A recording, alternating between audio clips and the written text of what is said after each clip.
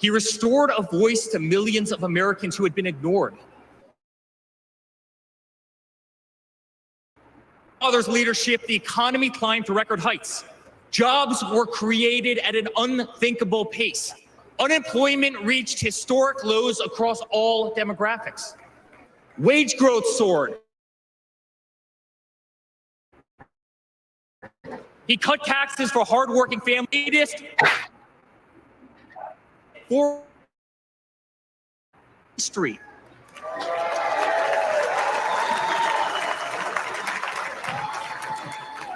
People bought their first homes in an environment that saw 2 to 3% interest rates. They started their families. My father made the United States energy independent with the lowest gas prices in decades.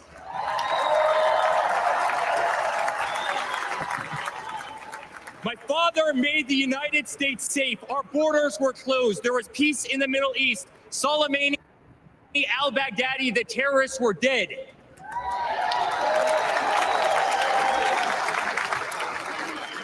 My father made the United States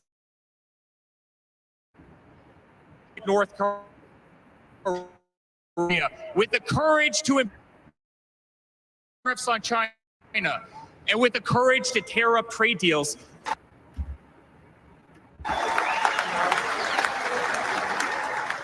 He blew America. Small businesses flourished. He did what he promised. He put America first. We were winning. Donald Trump made America great again.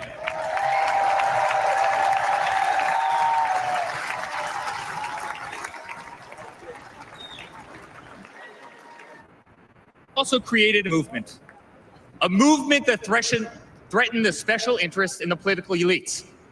A movement that cast a bright light on the institutions of American people. You see it in our schools. God bless the moms who fought back.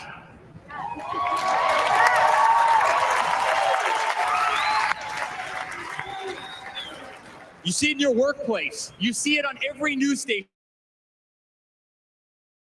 Military, the most iconic military in planet Earth, are stripped of their identity and renamed. Fort Bragg, Benning, Fort Hood. You see it in Hollywood. You see it in our two-tier. They don't even hide it anymore. My father has been censored. The former president ripped off Twitter, Instagram, and Facebook. Terrorist organizations remain intact. My father has been persecuted, targeted by far-left Democrats, funded by special interest groups, pick judges. My father has been pulled off the ballot of states, radical justices attempting to defy the will of millions of Americans who adore who he is and what he stands for. My father even became the target of an assassin who almost killed America's single greatest hope. The swamp is terrified of this incredible movement. They're terrified of it. Tons of millions of people watching us on TV right now. They've tried everything to keep him from you, everything, to destroy his legacy, his family. They have failed and they will not win.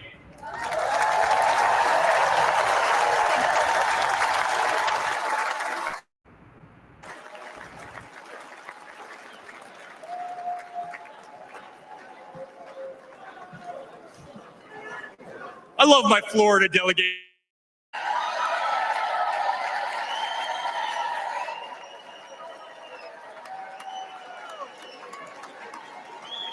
Thank you.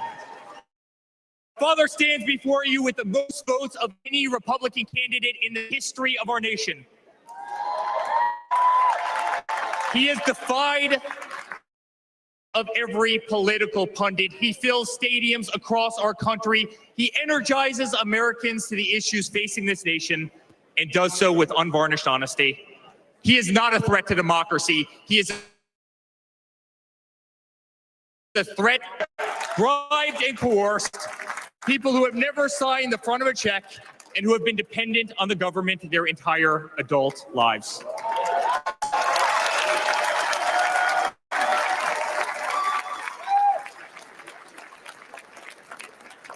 Today, as it was in 2016, America's at that crossroads again. Energy prices are soaring. Interest rates are crippling. Everything is unaffordable. The US dollar has been diminished. Inflation has made it impossible for Americans to live, to save for their future.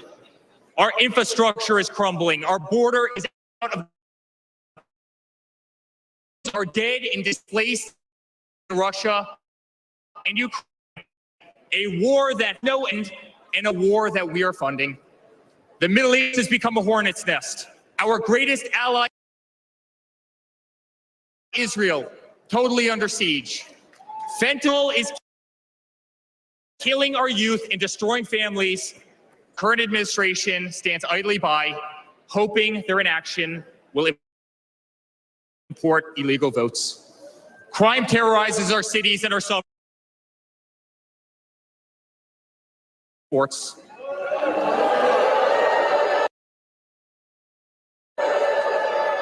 Destroying the dreams of young girls who have trained every minute of their lives.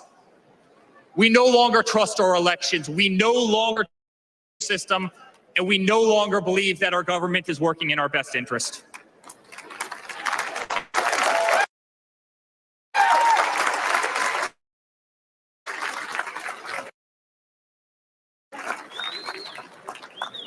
In spite of where we are today as a nation, I'd like to speak to every American. To the home sleeping under a bridge as illegal immigrants are housed in the most expensive hotels in New York.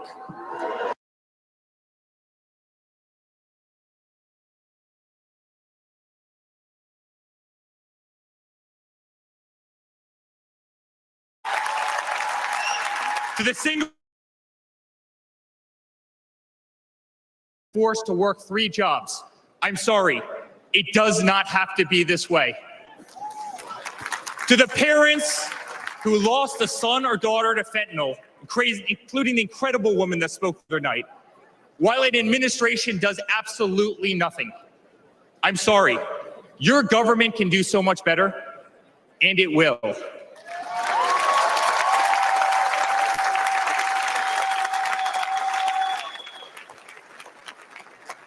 To the children who are being brainwashed instead of learning the fundamentals of school, I'm sorry, there are teachers who care, and my father will empower them.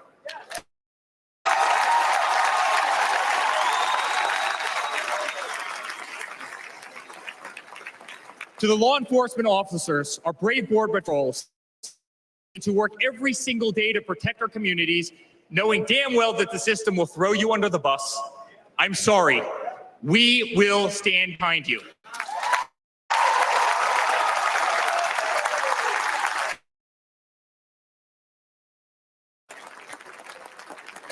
To commuters often petrified to take a train or walk the streets in cities across our nation, I'm sorry, that man right there will fix this.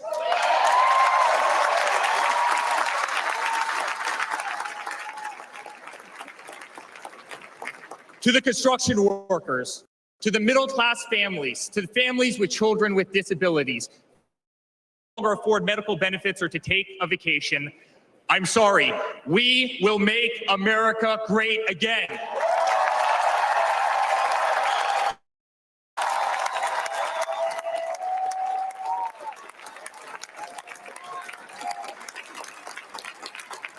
And to my father, silenced, slandered, and attacked by a corrupt administration, I'm sorry.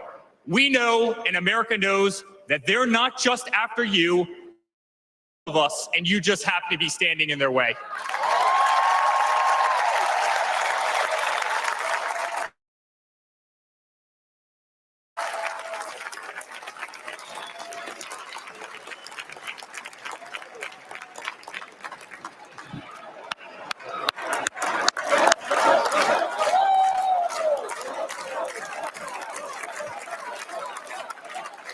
To all Americans watching tonight, the greatest retribution will be our success.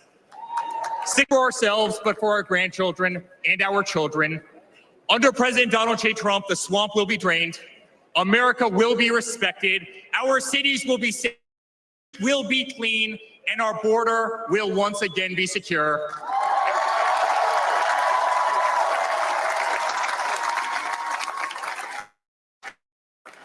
We will have peace. We will have prosperity. Your hard-earned tax dollars will enrich a better America, not be squandered in corrupt foreign nations. Education will be handed back to the states. We will no longer be 30th in the world.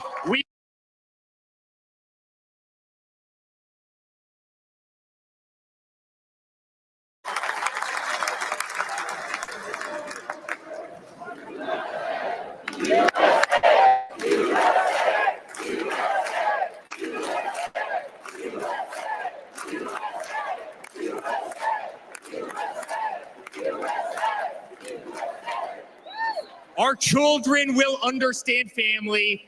Our children will have values, and our children will.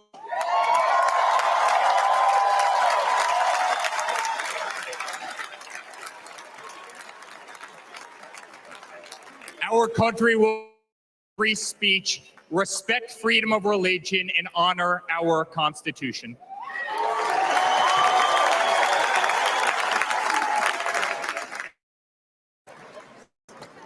As his son, I've never been more proud of a person in my life.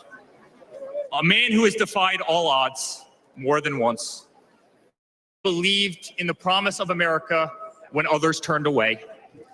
A man who saw a nation in need of a champion and answered that call with unwavering courage. A man who survived a bullet that was intended to eliminate him permanently from our future and from our family. Never have I been more proud to be a Trump.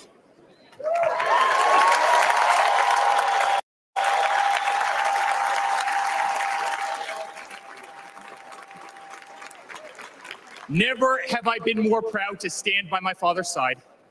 I remain incredibly honored to be part of this journey, a journey with all of you, a journey to save the country on earth, a journey with the most incredible people.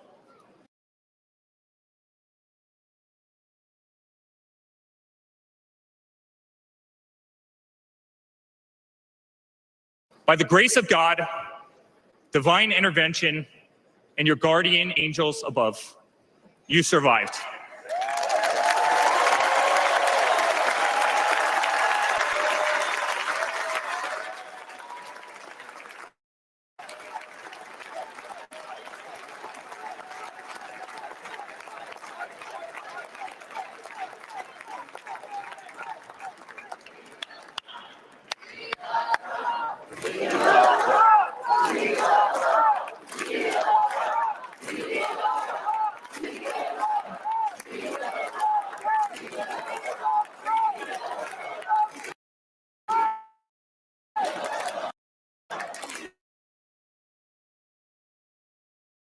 Have ever seen. You are strong, you are full of life, and you are unapologetic. Your optimism is contagious. Your backbone is unbreakable. Your conviction to fight for what is right and against all that is wrong is truly next level.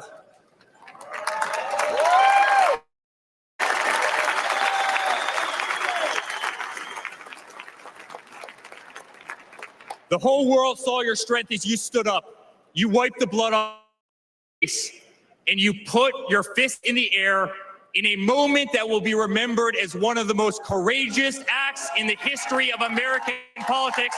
You shouted, "Fight, fight, fight!"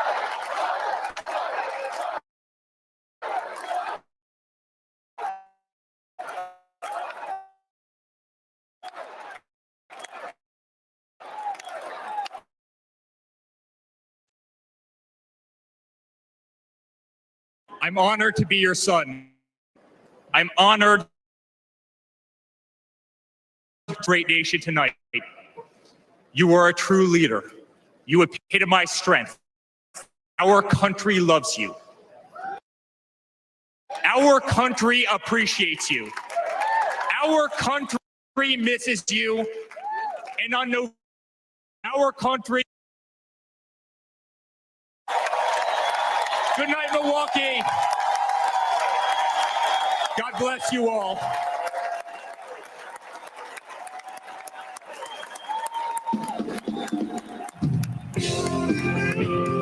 Eric Trump delivering that speech, delivering much of the red meat that we saw from his brother yesterday, igniting and energizing this convention. It is just past the top of the hour now. For those of you just joining us, we just heard from former President Trump's son Eric speak on the final night of the Republican National Convention.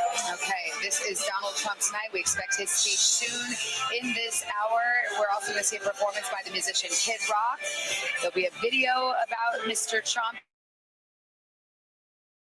And then Dana White, the UFC president, will be introducing him. But we've got Hallie Jackson and Kristen Walker alongside, as always. And Kristen, it's just so interesting because they really have been trying to have this sort of softer, gauzier image of Donald Trump. But last night and tonight, it's Don Jr. and Eric Trump who have really brought out those grievance issues that Donald Trump talks about all the time in the rallies, but we hadn't heard that much about. But he's our elections, said his father has been persecuted and prosecuted, kind of bring up all of those greatest hits to the crowd, which this is, how it's received by the audience watching at home. And that's the big question. Now, the audience back at home is going to wait for the big show and Donald Trump's speech, but it's so notable because his sons, Don Jr.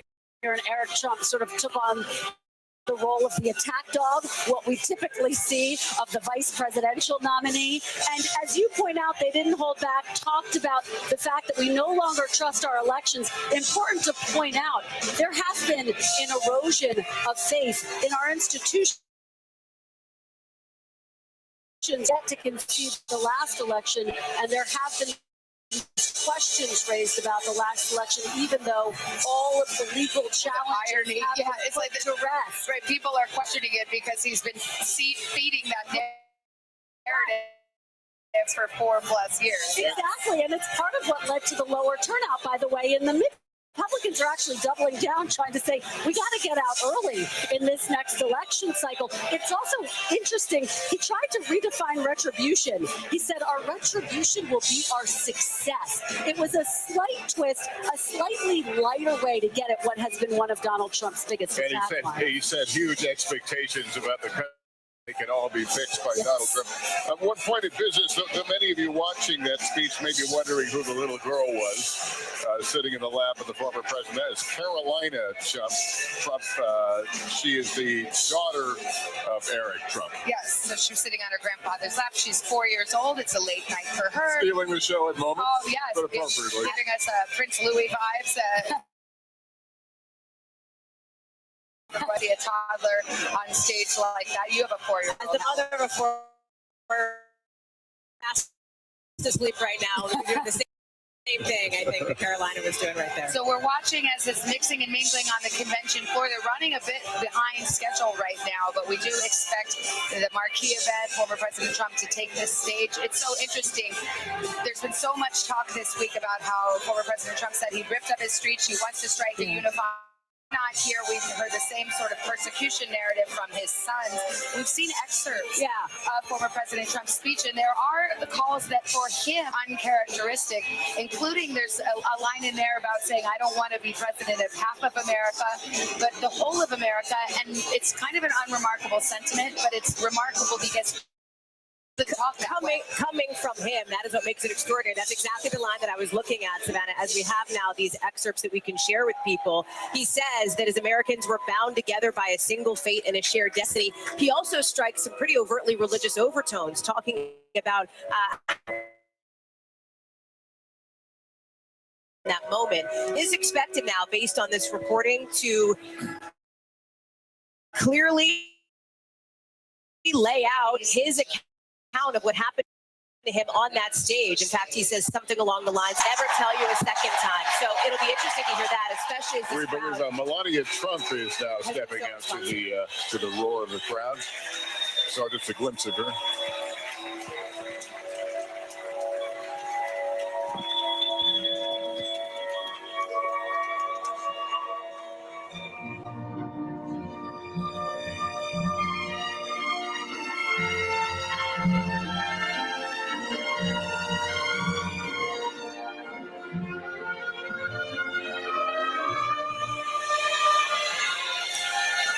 Say again? A musical interlude right now at the RNC in Milwaukee as the crowd gets ready for the formal presentation of former President Trump. As mentioned, the schedule a little bit delayed, and now we're seeing first former rapturous applause. We have not seen her as a part of this campaign. Emotional statement on Sunday after the shooting, the attempted assassination of her husband, but she has not been a feature of this campaign trail. So for her on this night is notable.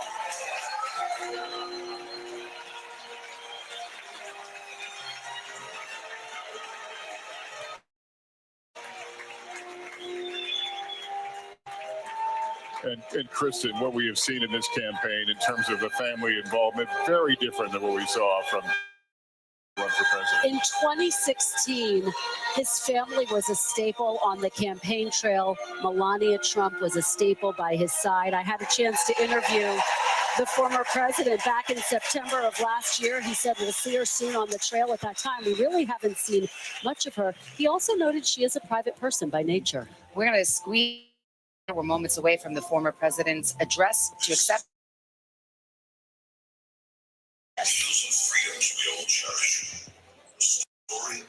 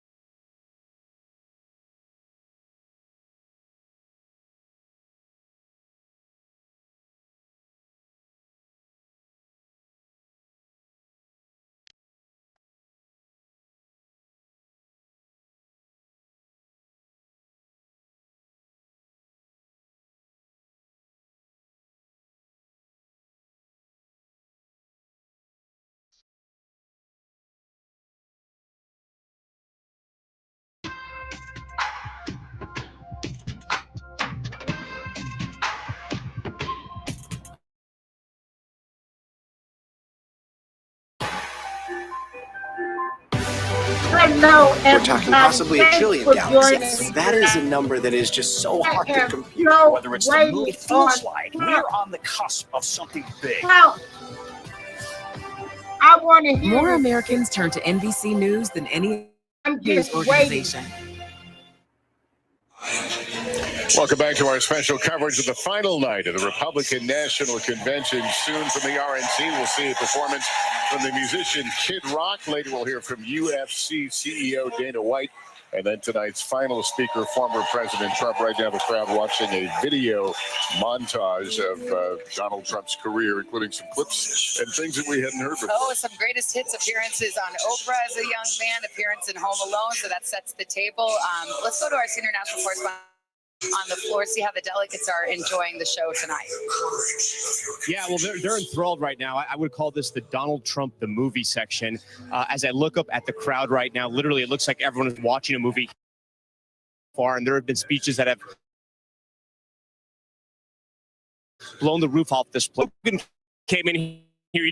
He also was just entertaining, right? He was funny. He made people laugh. And even if you don't care for the politics here, he might have entertained you. And on top of that, let's talk about the former First Lady, right? The whole family walks out except Melania Trump. They add a little drama. Is she here? Is she not here? And then sure enough, the whole place pauses. Melania Trump walks in and she takes a seat right there in the VIP box next to her husband. What is strange, which I know you guys have pointed out, she will not speak at this convention. She spoke in 2016 at the virtual convention as well. But for some reason, she's decided not to speak here. She has taken a major step back with only doing 2 events with the Log Cabin Republicans, which is the LGBT conservative group, something that is close to her heart. I spoke with one of the leaders of that group saying that she was very involved in that.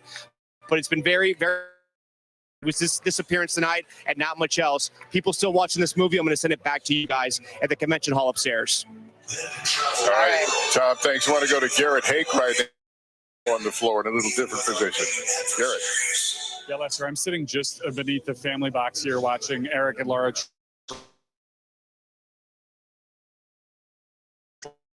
And it was a rapturous welcome for her. I can't overstate the degree that she's a celebrity within this movement. The people around me were cheering how much they loved her. Basically, when she was up waving to the crowd, it really did feel almost like a royal reception for someone who has been much more scarce on the campaign trail this time around than in Donald Trump's 2 previous.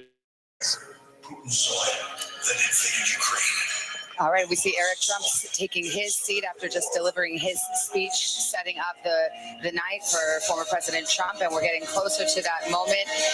We're seeing the video, the biographical video. There's Melania Trump watching it alongside the delegates. And Eric may have really smoothed the trail for his father with that, again, red meat speech. So those things have been said, but then allowing a transition for former President Trump to offer perhaps a loftier view of America. I think those unifying themes, and that if it's not outright red meat, perhaps it's pork, the other white meat, but there will be vintage Trump in this speech, we expect. And in a moment, this former showmanship is laid out a scenario where just that will happen. We're about to get a performance from Kid Rock, then Dana White, the head of the UFC. The theme of the night, Make America Great Again, but a chance of fight breaking out on this convention floor. Let's listen.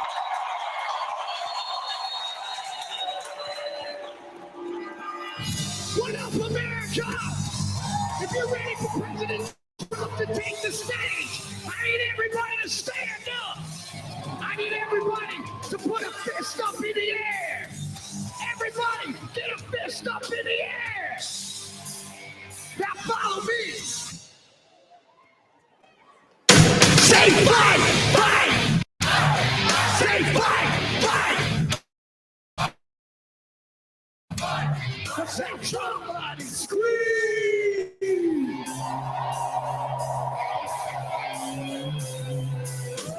The devil without a cause. I'm back with the beaver. Axe and Ben Davis slash 30 pack of strong.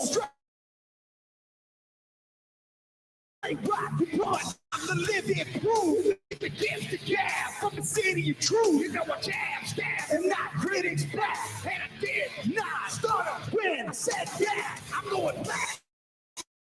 I went platinum 7 times. Still they ill and want to see us cry. I guess because only God knows why.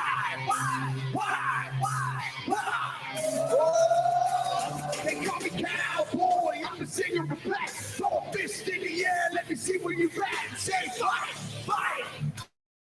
Say fight, fight. Say fight, fight. I say Trump, Trump.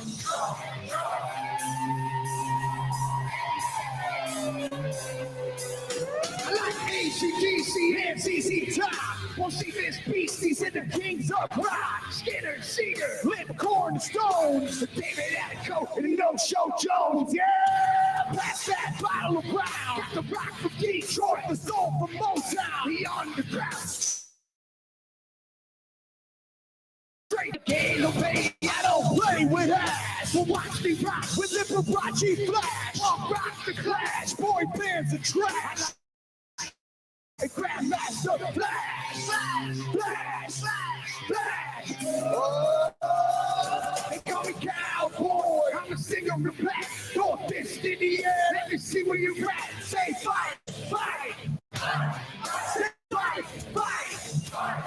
Say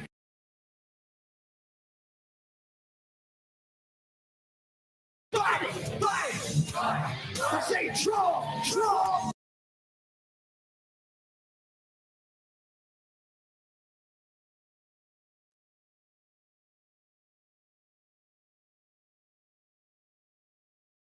Like a rock, this place all super fly. Living double wide, psychom fly. Big dot to ride, feel sad to share. Bring it flash to flare. Like a long hair swinging, middle finger in the air. Skin boot 65 Chevelle. See me ride, stand and hit a rebel, yeah. I won't live to tell. So if you do, rock for freedom and rock for truth. Who knew I'd blow like Oklahoma, Florida, Georgia, Arizona? Smell the aroma and check my hits. I know a station here, cause Trump's the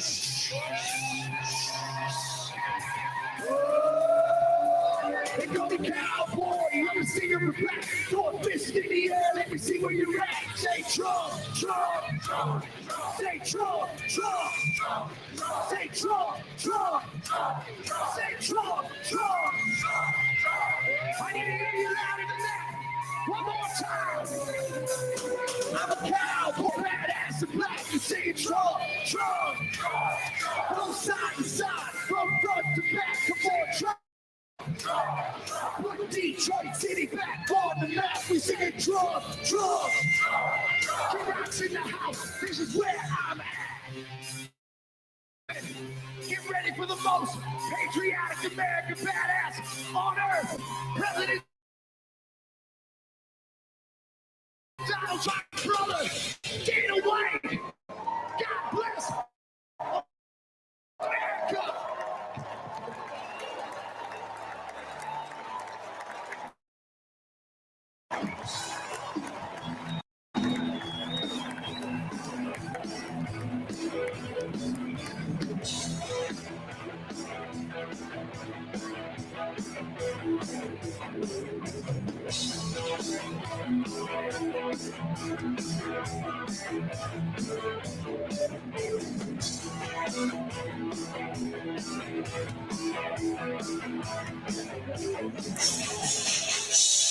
Okay, this is not your grandmother's Republican Party with set and the pearls.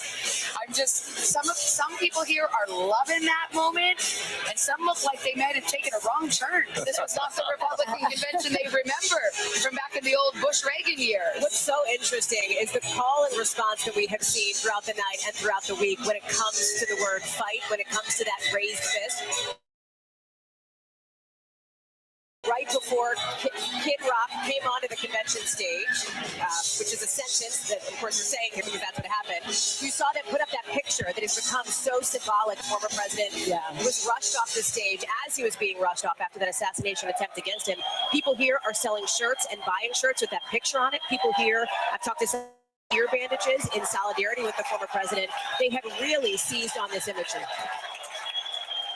Dana White takes the podium. Good evening, ladies and gentlemen. I am Dana White. I am the CEO and president of the Ultimate Fighting Championship. So 2 weeks ago, I got a call from President Trump asking me if I'd be willing to speak tonight. As usual, there was no pressure, no demands. He asked me as a friend, and of course, I said yes. Then, after I accepted his offer, he sent me a text message, and I just want to read to you a little piece of what President Trump wrote to me. Dana, I'm so honored that you will be doing the introduction at the National Republican Convention. Think of it as the biggest fight you ever had, a fight for our country, even the world. I only wish you didn't have to interrupt your family trip, but I hope they understand you and they know how important this is.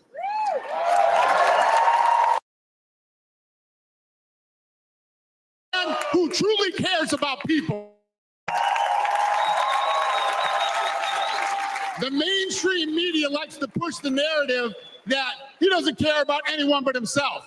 Absolute truth, because I've been friends with this guy for 25 years. And for the people who know me, they'll know this is true.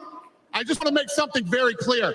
Nobody in the Trump campaign has ever told me what to say. Nobody tells me what to say, and I'm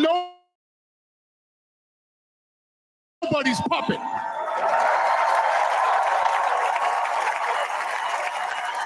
And I'm not telling you what to think. I'm telling you what I know.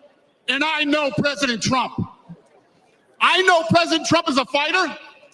I've been saying this since 2015. Now look at what's happened over the last 10 years. We have all seen it with our own eyes. I'm in the tough guy business, and this man is the toughest, most resilient human being that I've ever met in my life.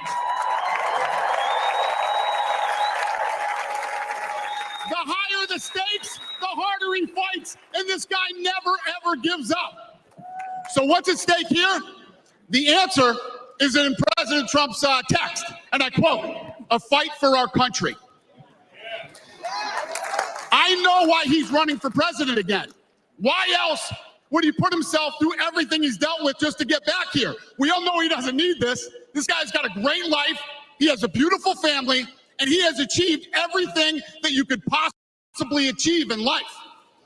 I know President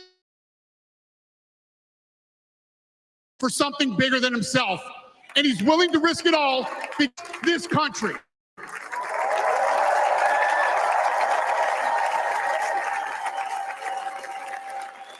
And I know he wants what's best for the American people, all American people.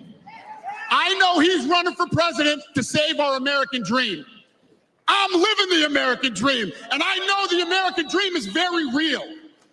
Whether you were born in this country or came here from someplace else, this is the last real land of opportunity. President Reagan once said, government's first duty is to protect to pay your bills. How can you ever afford to start a family? And if you don't feel safe in your own town, why would you ever buy a house? I know that President Trump is fighting to save the American dream, and that's what's at stake in this election.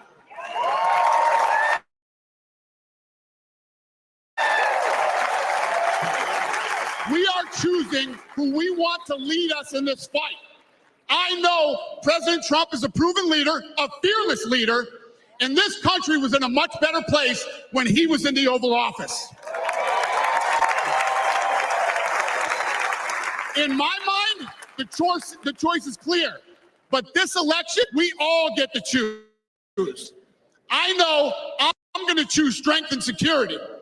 I know I'm going to choose opportunity and prosperity. I know I'm going to choose American leadership and a real American badass.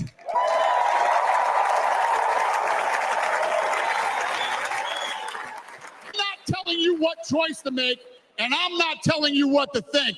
I'm telling you what I know. I know America needs a strong leader, and the world needs.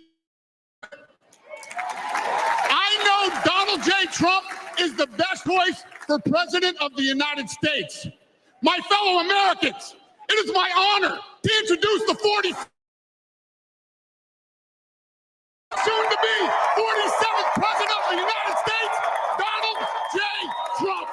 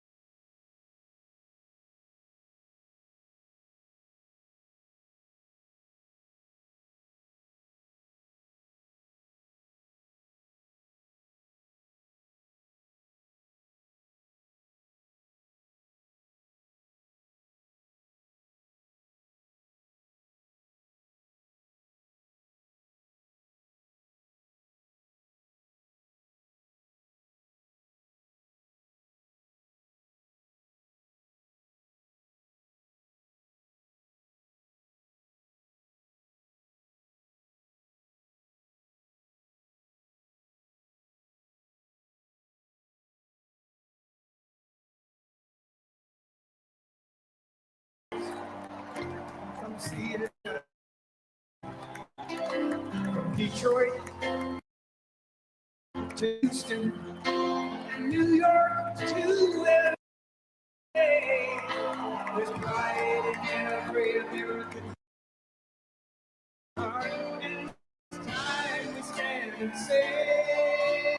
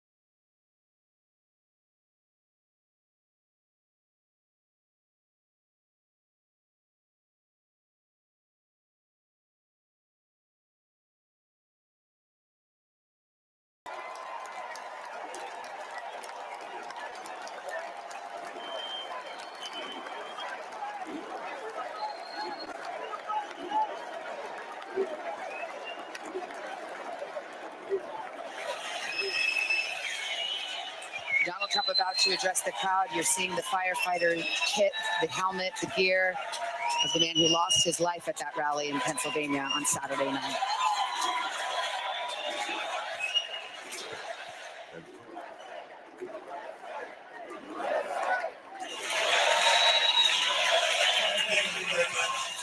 Thank you very, very much. Wow. And thank you, Dana. Thank you, Kid Rock, sometimes referred to as Bob.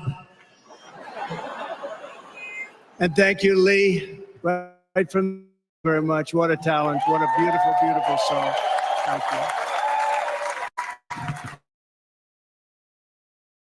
you.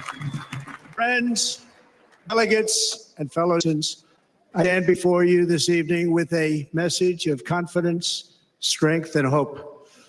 4 months from now, we will have an incredible victory, and we will begin the 4 greatest years in the history of our country.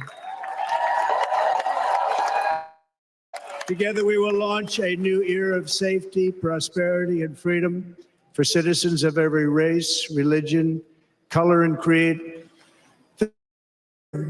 Division in our society must be healed. We must heal it quickly.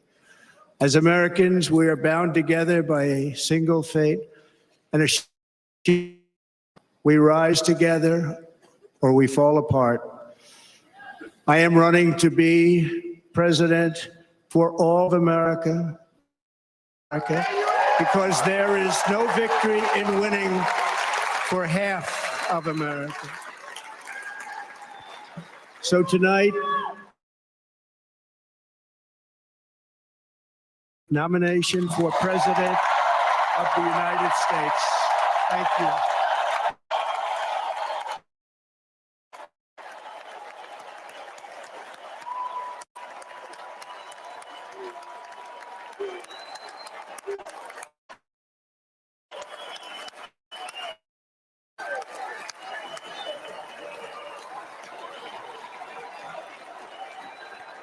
Thank you very much.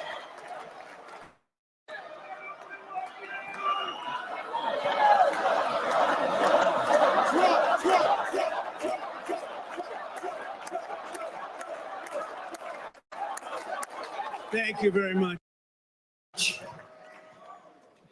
And we will do it right. We're going to do it right. Begin this evening by expressing my gratitude to the American people for your outpouring of love and support following the assassination attempt at my rally on Saturday.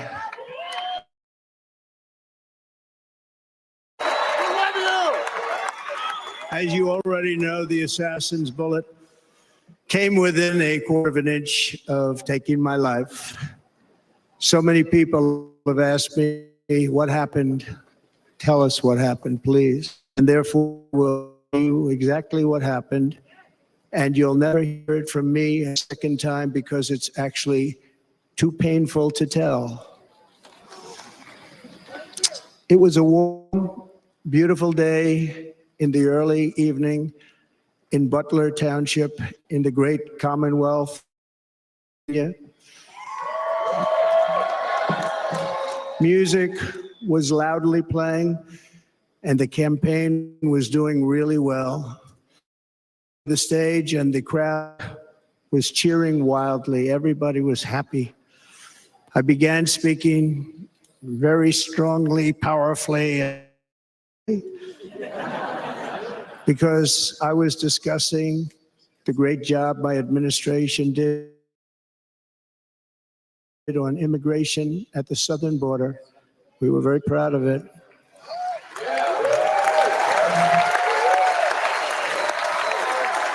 Behind me and to the right was displaying a chart of border crossings under my leadership. The numbers were absolutely, in order to see the chart, I started to, like this, turn to my right. Ready to begin a little bit further turn, which I'm very lucky I didn't do, when I heard a loud whizzing and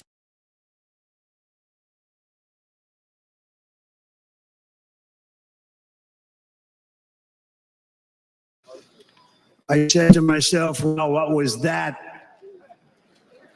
It can only be a bullet. I moved my right hand to my ear, brought it down. My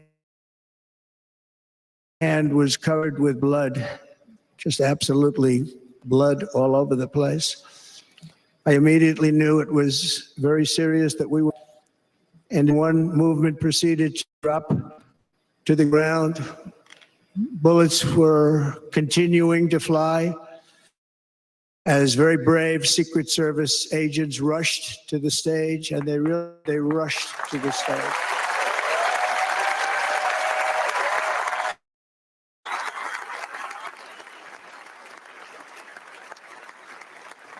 These are great people at great risk, I will tell you, and pound on top of me so that I would be protected.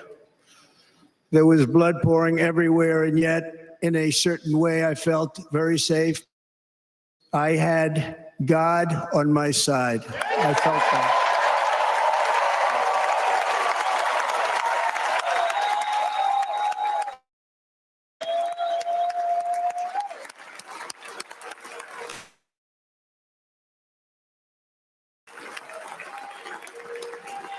The amazing thing is that prior to the shot, I had not moved my head at that very last instant.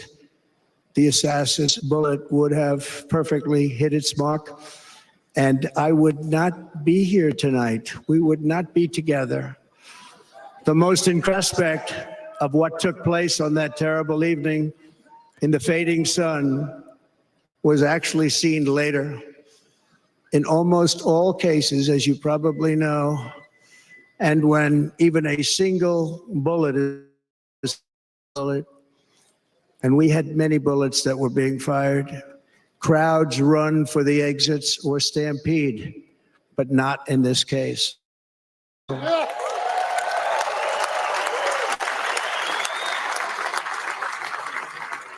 This massive of thousands of people, where the sniper would be, they knew immediately it was a sniper, and then began pointing at him. You can see that if you're a small group compared to what was in front. Nobody ran, and by not stampeding, many lives were saved. But that isn't the reason They didn't move. The reason is that they knew I was in very serious. They saw me go down. They saw the blood and thought, actually most did, that I was dead. Shot to the head. They saw the blood. And an interesting statistic, the ears are the bloodiest part. If something happens with the ears, they bleed part of the body. For whatever reason, the doctors told me that. I said, why is there so much blood? He said, it's the ears. They bleed more. So we learned something, but this beautiful crowd, they didn't want to leave me. They knew I was in trouble. They didn't want to leave me. And you have written all over their faces. So, incredible people. They're incredible people. Bullets flying over us, yet I felt serene. But now the Secret Service agents were putting themselves in peril. They were in very dangerous. Were flying right over them, missing them by a very small amount of inches. And it all stopped. Our Secret Service sniper, from a much greater distance and with only one bullet used, took the assassin's life, took him out.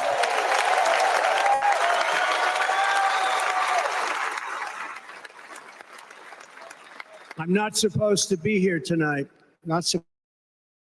Yes, you are. Yes, you are. Yeah.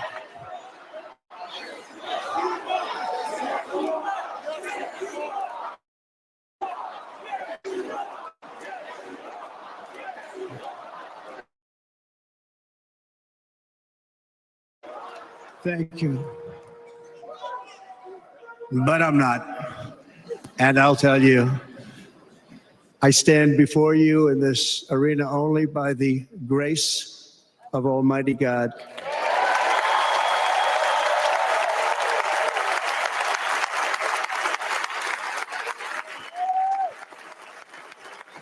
In watching the reports over the last few days, many people say it was a presidential moment.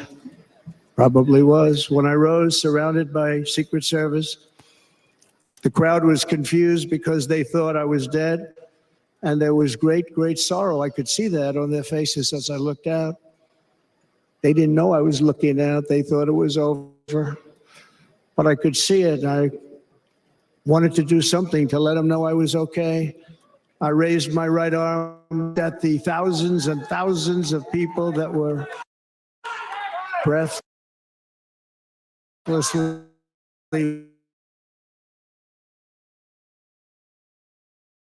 and started shouting.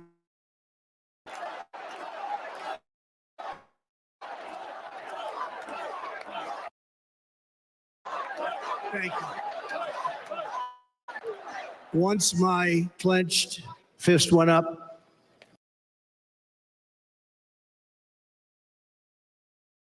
roared with pride for our country like no crowd I have ever heard before. Never heard anything like that. For the rest of my life, I will be grateful for the love shown by that giant audience of patriots that stood bravely on that fateful evening in Pennsylvania. Tragically, the claimed the life of one of our fellow Americans, Corey, comparator, unbelievable person, everybody tells me. Unbelievable. Seriously wounded. Two other great warriors, spoke to them. Dutch and James Copenhaver, two great people. I also spoke to all of these tremendous people. Our love and prayers are with them and always will be. We're never going to forget them. They came for a great rally. They were serious Trumpsters, I want to tell you. They were serious Trumpsters and still are. But Corey, unfortunately, we have to use the past tense. He was incredible. He was a fire chief, respected by everybody. Was accompanied by his wife, Helen. Incredible woman. I spoke to her today, devastated. And two precious daughters. He lost his life selflessly, acting as a human shield to protect them from flying bullets.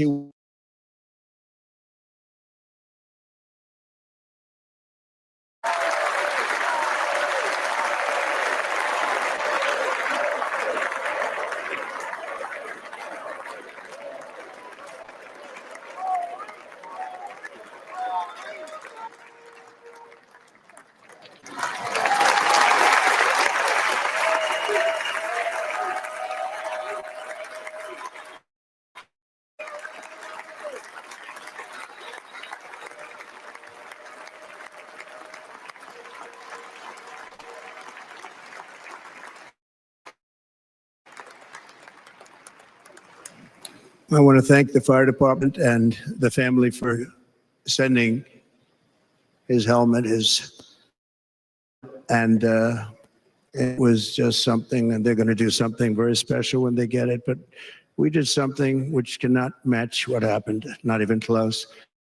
I'd just say that over the past few days, we've raised $6.3 million.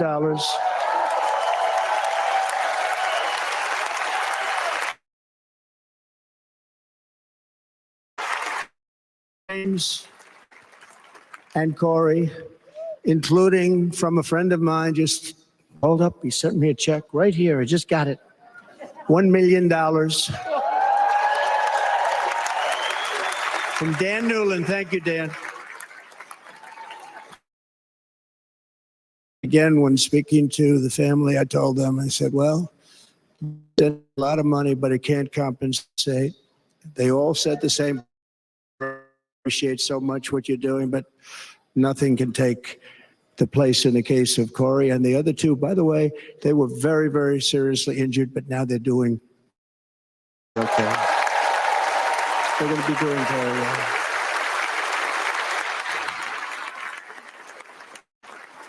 They're warriors. So now I ask that we observe a moment of silence in honor of our friend Corey.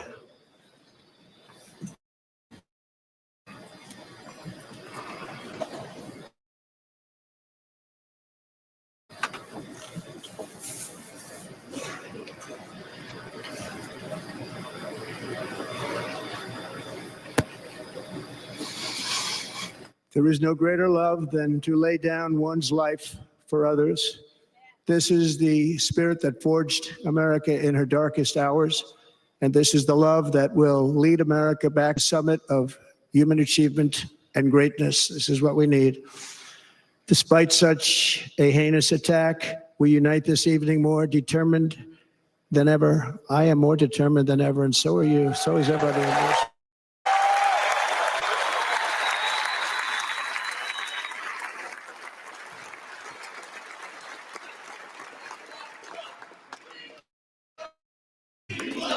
Thank you very much.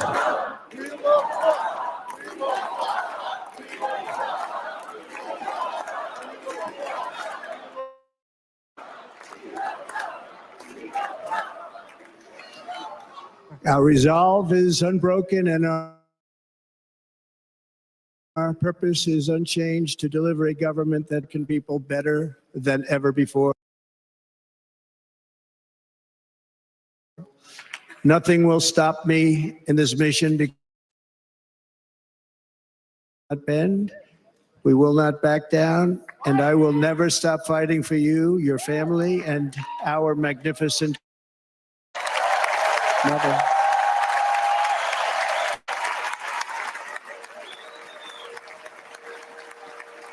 And everything I have to give with all the energy and fight in my heart and soul, I pledge to our nation tonight. Thank you very much. I pledge that to our nation. Nation around, and we're going to do it very quickly. Thank you.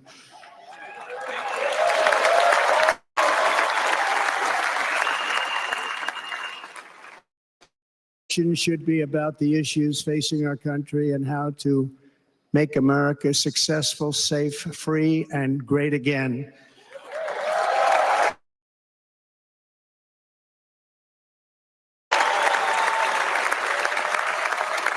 In an age when our politics too often divide us, now is the time to remember that we are one nation under God, indivisible, with liberty and justice for all.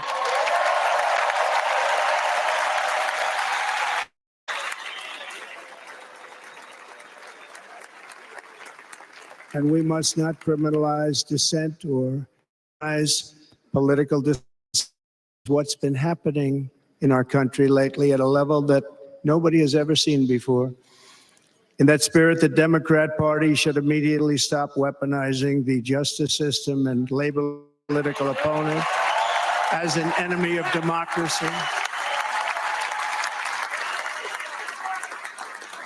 Especially since that is not true. In fact, I am the one saving democracy for the people of our country.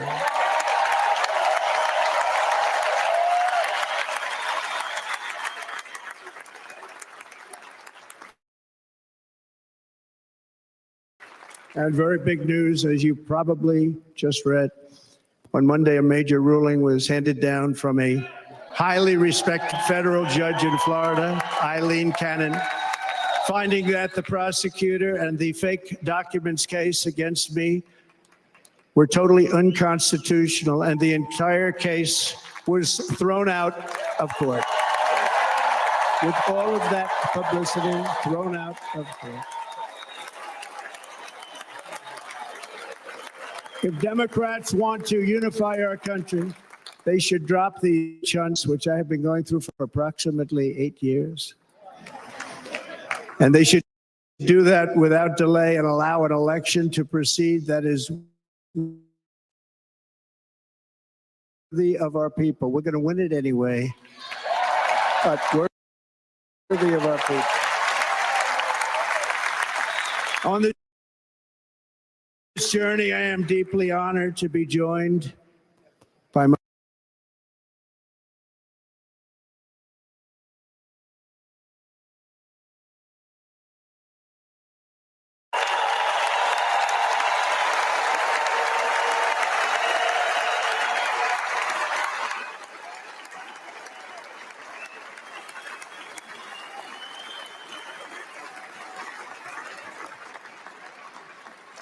And Melania, thank you very much. You also said something really beautiful, a letter to America calling for national unity, and it really took the Republican Party by surprise. I tell you, it's beautiful. In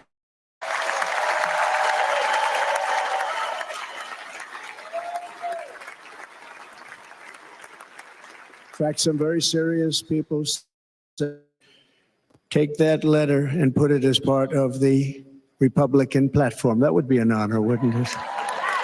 Right, Mr. Congressman?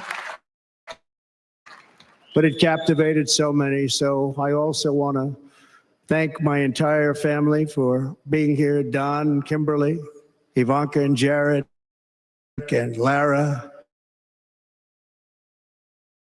Tiffany and Michael, Barron. We love our Barron.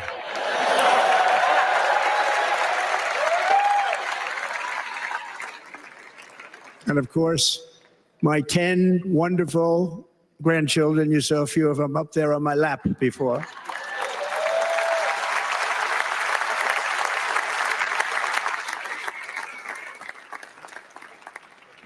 And how good was Dana? Was Dana good? I mean, was he good?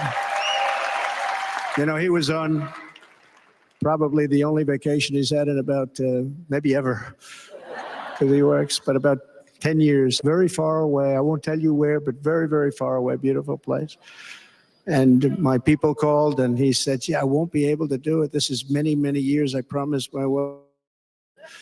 And they came in, they said, Dana won't be able to do it because he was my first, second, and third choice. I said, well, you know, that's too bad. And it's good. It's good for him. And that was it. About 30 minutes later,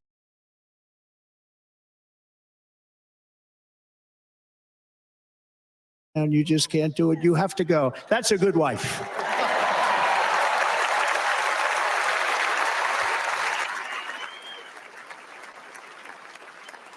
So he got on a plane. He got here a little while ago. Now he's going to get on the plane in a little while and he's going to go back. But they're great. And I just want to thank her and him and their whole family because that's not easy. And Kid Rock, same thing. Called, he said, I want to be a part of it. I want to be a part because, you know, Kid does his great song, Big, Big Monster song. I had no idea. You know, he became a friend of mine for years.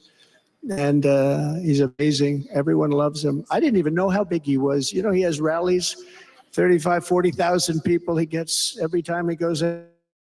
I think he's making so much money, he doesn't know what the hell to do with it. You want to raise?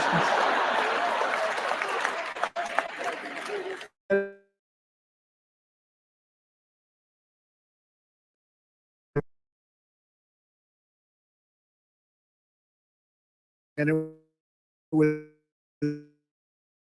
was a big success, but we made that. So let's leave. But they all wanted to be here. They called. And how about the Hulkster? How good was he? Is he up? Where is he? Boy, oh boy.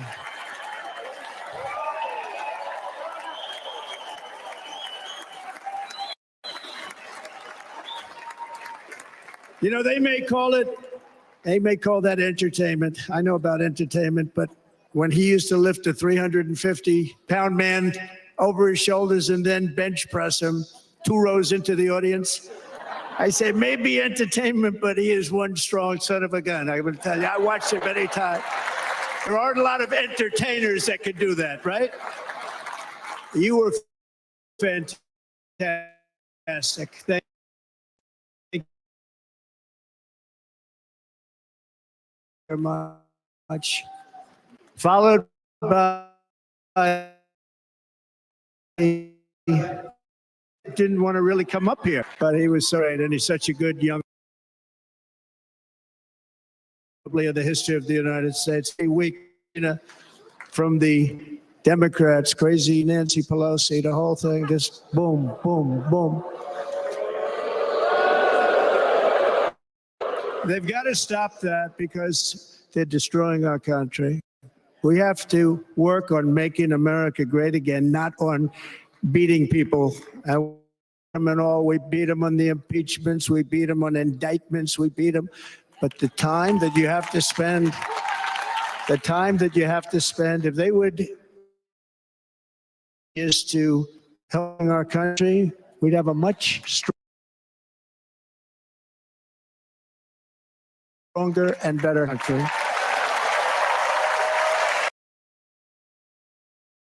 Jason, the big you for being here. Jason, thank you very much. Jason Aldean, he's good. I like his wife even better, by the way. She's here. Jason. But I'm thrilled to have a new friend and partner fighting by my side. The next Vice President of the United States from Ohio, J.D. Vance, and his incredible wife, Usha.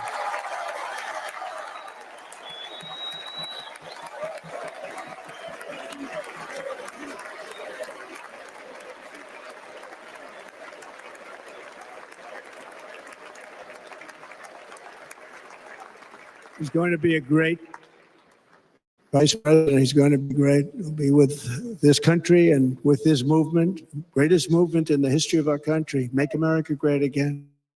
And they criticize it. They said, we're going to try and stop MAGA. I said, MAGA is Make America Great Again. What are you going to stop? There's nothing to stop. Then they say, oh, that's right. People that did try and fight it have failed. But he's going to be with us for a long time, and it was an honor to select him. Great, great student at Yale. His wife was a great student at Yale. They met at Yale. These are 2 smart people. So, J.D., you're going to be doing this for a long time. Enjoy the ride.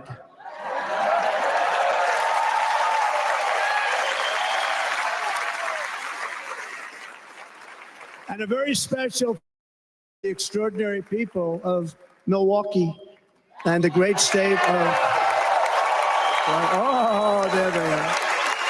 There they are. You are so easy to spot. And Green Bay's going to have a good team this year, right? They're going to have a good team. Most of the audience doesn't like it, but it's true. You're going to have a very good team this year. And by the way, Wisconsin, we are paying over $250 million here.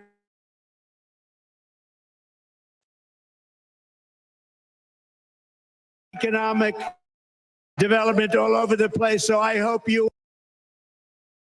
will remember this in November and give us your vote. I am trying to buy your vote. I'll be honest about that.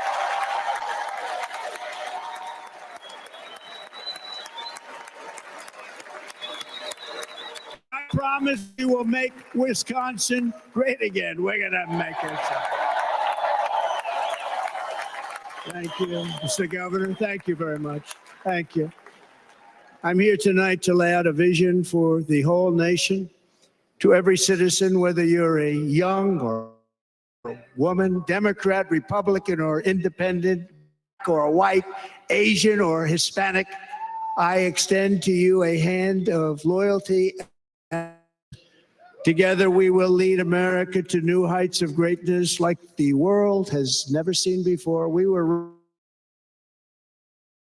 right there in the first term. We got hit with COVID. We did a great job. Nobody knew what it was, but nobody's ever seen an economy pre-COVID. And then we handed a stock market that was substantially higher than just after COVID. Coming in, did a great job. Never got credit for that. We got credit for the war and beating ISIS and so many things, the great economy, the biggest tax cuts ever, the creation of Space Force, the rebuilding of our military. We did so much. We did so much. Right to try, right to deal. We got right to try. They were trying to get that for 52 years. Somebody's terminally ill, and hopefully but it does happen. They're terminally ill and they can't use our new space age drugs and other things that we are way ahead. We have the greatest doctors in the world, the greatest laboratories in the world, and you can't do it. They've been trying to get that approved for 52 years. Wasn't that easy? The insurance companies didn't want to do it. They didn't want the risk. The labs didn't want to do it because if it didn't, or down the line toward death, they didn't want to do it. The doctors didn't want to have it on their records, so I got everybody into an office. 52 years they tried. Sounds simple, but it's not. I got them to agree where they're not going to sue anybody. They're going to get all of this stuff. They're going to get it really fast. And what's happened was saving thousands and thousands of lives. It's incredible. Right to try. It's a great feeling. The United States will be respected again. No nation will question our power. No enemy will doubt our might. Our borders will be totally secure. Will soar. We will return law and order to our streets, patriotism to our schools, and importantly, we will restore peace, stability, and all throughout the world. But to achieve this future, we must first rescue our nation from failed and even incompetent leadership. We have totally incompetent election in the history of our country. Under the current administration, we are indeed a nation in decline. We have an inflation crisis that is making life unaffordable, ravaging the incomes of working and crushing, just simply crushing our people like never before. They've never seen anything like it. We also have an illegal immigration crisis, and it's taking place right now as we sit here in this beautiful arena. It's a massive invasion at our southern border that is crime, poverty, disease, and destruction to communities all across our land. Nobody's ever seen anything like it. Then there's an international crisis, the likes of which the world has seldom been part of. Nobody can believe what's happening. War is now raging in Europe, in the Middle East. A growing specter of conflict hangs over Taiwan, Korea, the Philippines, and all of Asia. And our planet is teetering on the edge of world. No other war because of weaponry. The weapons are no longer army tanks going back and forth shooting at each other. These weapons are obliteration. It's time for a change. This administration can't come close to solving the problems. We're dealing with very tough people. They're fierce people. And we don't have fierce people. We have people that are a lot less than fierce, except when it comes to cheating on elections and a couple of things. Then they're fierce. Then they're fierce. So tonight, great people of America, I will end the devastating inflation crisis immediately, bring down interest rates, and lower the cost of energy. We will drill, baby, drill.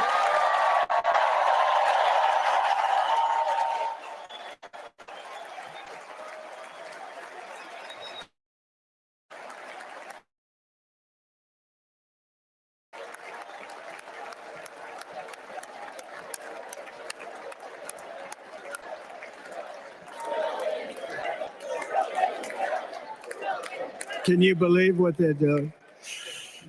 But by doing that, we will lead a large-scale decline in prices. Prices will start to come down. Energy raised it. They took our energy policies and destroyed them. Then they immediately went back to them, but by that time, so much was lost. But we will do it at levels that nobody's ever seen before, and we'll end lots of different things. We'll start paying off debt and lowering taxes even further. Tax cut. We'll do it more. You know, people don't realize I brought taxes way down, way down, and yet we took in more than we did when the tax rate was much higher. Most people said, how did you do that? Because it was incentive. Everybody was coming to the country. They were bringing back billions of dollars into our country. The companies made it impossible to bring it back. The tax rate was too high. I changed both of them, and hundreds of billions of dollars by Apple and so many other companies were brought back into our nation, and we had an economy the likes of which no nation had ever seen. China, we'll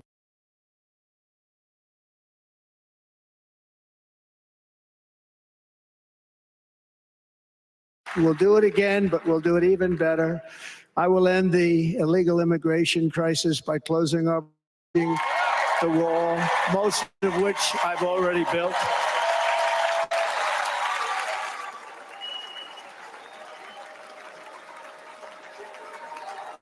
On the wall, we were dealing with a very difficult Congress. We said, oh, that's okay. We won't go to Congress. I call it an invasion. We gave our military almost $800 billion.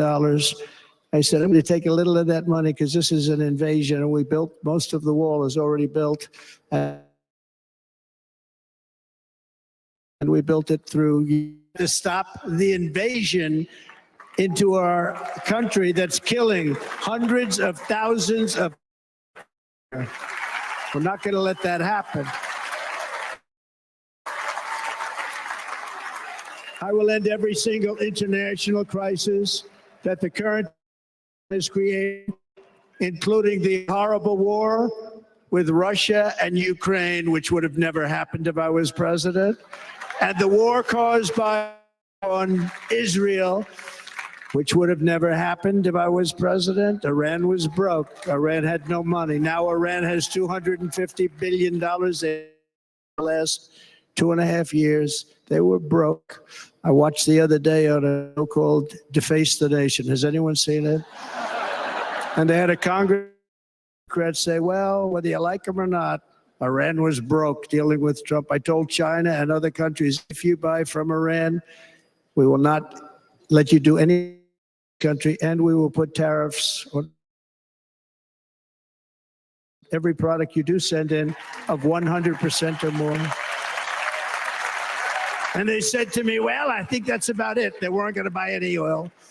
And they were ready to make a deal. Iran was going to make a deal with us. And then we had that horrible, horrible result that we'll never let happen again.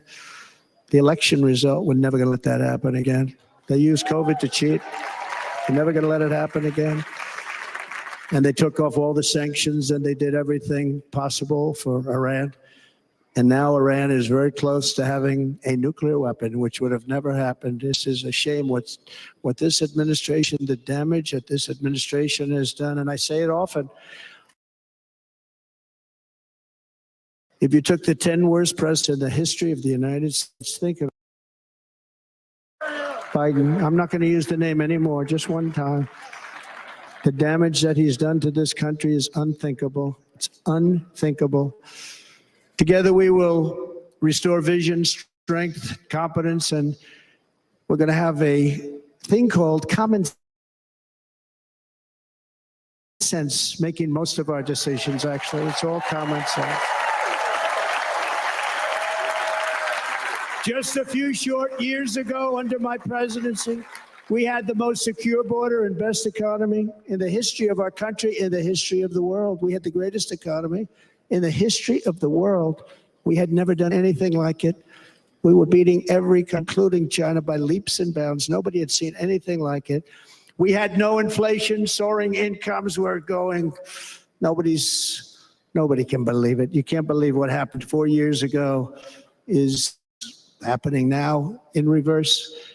And the world was that inflation has been a killer for our country. No matter what you make it, it doesn't matter. People that were putting away money, they were making great wages, the highest they've ever made, but they were putting away a lot of money. Now they are just being destroyed. They're not putting away anything. They're barely living. They're going into savings accounts. They're taking out their money to live because of inflation. Inflation, remember, it's called a ago. You can go back to any country that suffered great inflation. We've suffered the worst inflation we've ever had. But what's happened to those countries? We've had the worst inflation we've ever had under this person. But in less than 4 years, our opponents have success into unparalleled tragedy and failure. It's been a tremendous failure. Today, our cities are filled with illegal aliens. Americans are being squeezed out of the labor force and their jobs are taken. By the way, you know who's taking the jobs that are created? 107% of those jobs are illegal aliens. And you know who's being hurt the most by millions of people pouring into our country?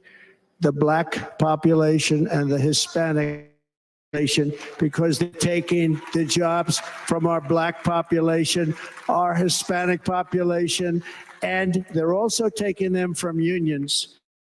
Unions are suffering because of it.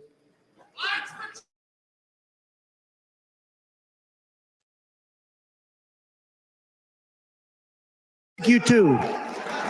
Thank you very much. Inflation has wiped out the life savings of our citizens and forced them. Great nation, and we will soon be a great nation again. We're going to be a great nation again.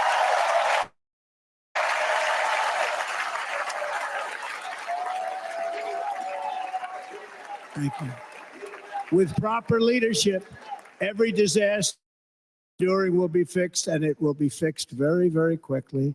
So tonight, whether you've supported me in the past or not, I hope you will support me in the future. I will bring back the American dream. That's what we're going to do. You don't even hear about the American dream anymore. With great humor, I am asking you to be excited about the future of our country. Be excited. Be excited.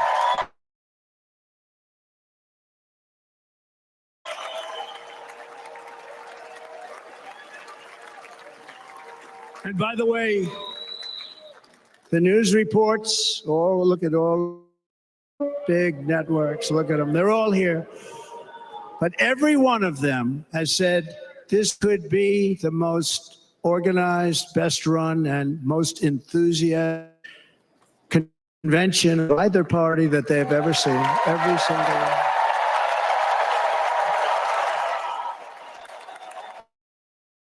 And it's true. It's true. And there's love in the room. There's great love in the room.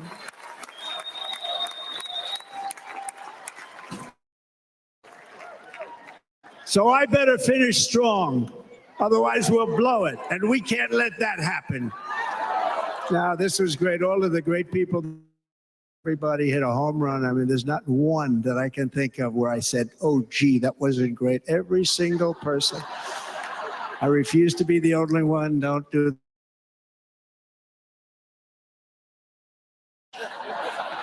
Now, this was a great convention. This was, I think we're actually going to go home and miss it. You know, usually with a, look at these crowds. You'd never have this at a convention. Look at these crowds.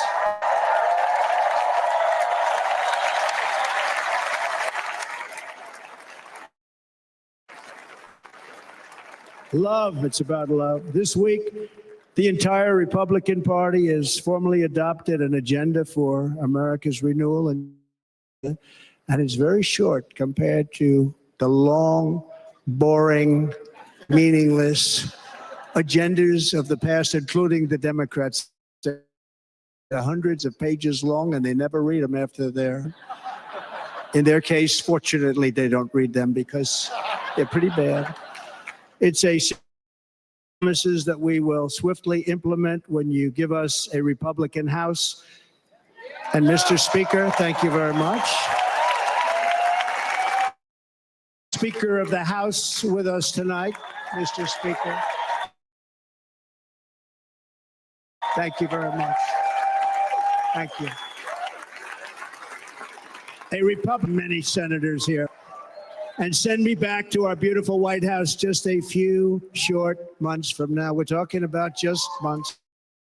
Can't come fast enough. We have to get it done. First, we must get economic relief to citizens. Starting on day one, we will draw affordable again. We have to make it affordable. It's not affordable. People can't live like this. Under this administration, current administration, groceries are up 57%, gasoline is up 60 and 70%, mortgage rates have quadrupled. And the fact is, it doesn't matter what they increase an average of $1,000 per family under this administration. Republicans have a plan to bring down prices and bring them down very, very rapidly. It will in turn reduce the cost of transportation, manufacturing, and all household goods. So much starts with energy. And remember, we have more liquid gold under our feet than any other country by far. We are a nation that has the opportunity to make an fortune with its energy. We have it, and China does it. Under the Trump administration just 3.5 years ago, independent, but soon we will actually be better than that. We will be energy dominant and supply not only ourselves, but we will supply the rest of the world with numbers that nobody has ever seen, and we will reduce our debt, $36 trillion. We will start reducing that, and we will also reduce your taxes still further. Next, by the way, they want to raise your taxes 4 times. Think of it. And all my life, I grew up watching politicians. I always loved politics. I guess I was on the other side. I'd watched politics, and they were always talking about, we will give you a tax cut. We will give you a tax cut. My whole thing, I will give you a tax cut, right, Mr. Congressman? That's all they talked about. This is the only administration that said, we're going to raise your taxes by 4 times what you're paying now. And people, I've never heard it. You're paying too much. We're going to reduce your taxes still further. We gave you the biggest one, as I said, we're going to give, and it's going to lead to tremendous growth. We want growth in our country. That's what's going to pay off our debt.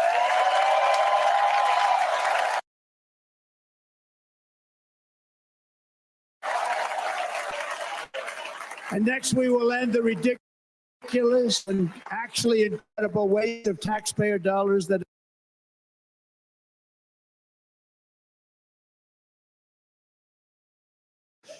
and that's caused tremendous inflationary pressures in addition to energy. And all of the trillions of dollars that are sitting there not spent, we will redirect that money for important projects like roads, bridges, will not allow it to be spent on meaningless green new scam ideas.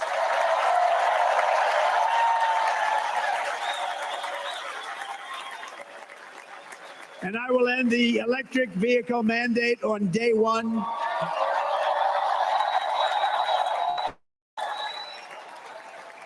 Thereby saving the U.S. auto industry from complete obliteration, which is happening right now, and saving U.S. customers thousands and thousands of dollars per car. And right now, as we speak, large factories just started, are being built across the border in Mexico. So with all the other things happening on our border, and they're being built by China to make cars and to sell them into our country. No anything. The United Auto Workers ought to be ashamed for allowing this to happen. And the leader of the United Auto Workers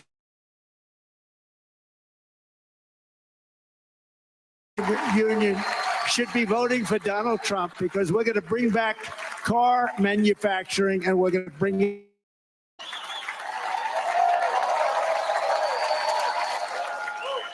they're building some of the largest auto plants anywhere in the world. Think of it, in the world. We're going to bring it back. We're going to make them. We don't mind that happening, but those plants are going to be built in the United States, and our people are going to man those plants.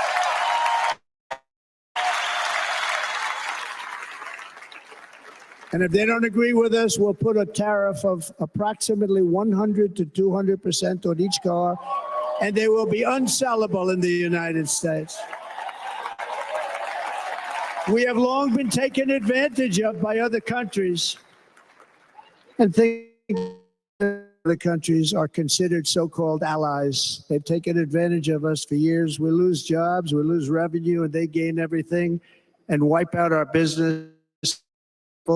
I stopped it. We're really ready to make changes like nobody had seen before. And remember, a USMCA, the worst trade deal ever made, and replace it with USMCA, which is, they say, the best trade deal ever made.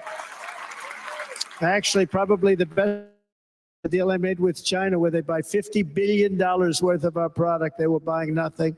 They buy $50 billion worth. They had to, but I don't even talk about it. I don't even mention it, frankly, because of what happened with the China virus.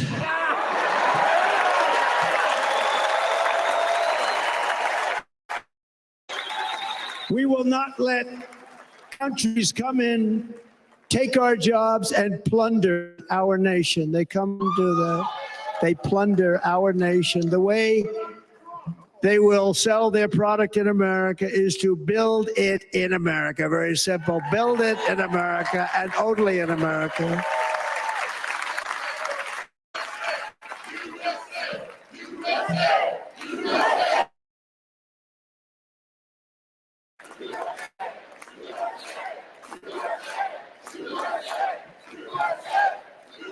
And this very simple formula, and Congress has to go along with us, and they will.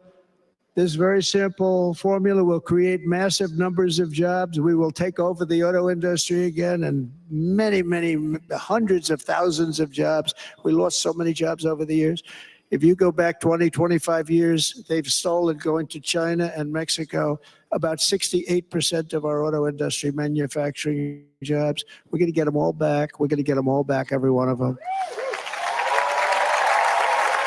At the center of our plan for economic relief are massive tax cuts for workers that include something else that's turned out to be very popular, actually. Here it's very popular in this building and all those hotels that I saw that are so nice. I'm staying in a nice one. It's called no tax on tips. No tax on tips. No tax on tips.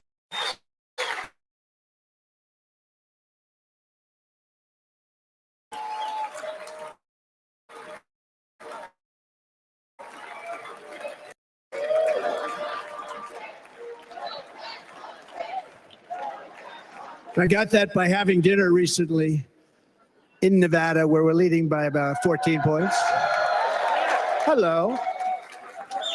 I'll see you there very soon, everybody.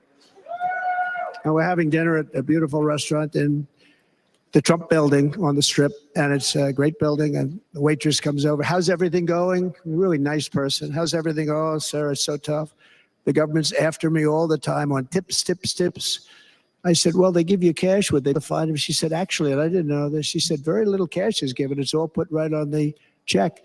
And they come in and they take so much of our money. It's just ridiculous. And they don't believe anything we say. And they've just hired, as you know, 88,000 agents to go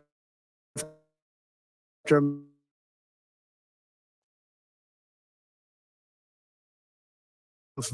most people go out, they hire consultants, they pay millions of dollars. But they just ask you, everybody loves it. Waitresses and caddies and drivers and large group of people that are being really hurt badly. They make money, let them keep their money. I'm going to protect Social Security and Medicare. Democrats are going to destroy Social Security and Medicare because all of these people, by the millions they're coming in, they're going to be on Social Security and Medicare and other things, and you're not able to afford it. They are destroying your Social Security and your Medicare, undermine income. Inflation will vanish completely, jobs will come roaring back, and the middle class will prosper like never, ever before, and we're going to do it very rapidly.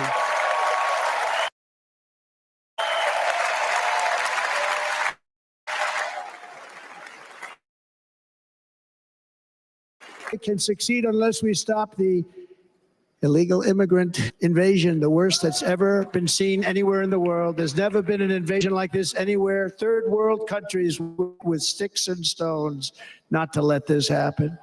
The invasion at our southern border, we will stop it, and we will stop it quickly. You heard Tom Homan yesterday. Tom Homan, put him back in what? Brandon Judd, the Border Patrol, he's incredible. These guys, they really, their job is a lot easier if they don't have to do anything, but they want to. They're patriots. Brandon Judd, Border Patrol, ICE. ICE goes out. You have to see what ICE does with MS-13. You have the worst gang, and ICE goes in there. And I know a lot of people in these rows here, and they're very tough people, but they don't want to do this job. They'll go into a pack of MS-13 killers. They're the worst. Probably the worst gangs in the world. We have thousands of them. I have thousands and thousands out in my 4 years. We moved them out, and it was go right into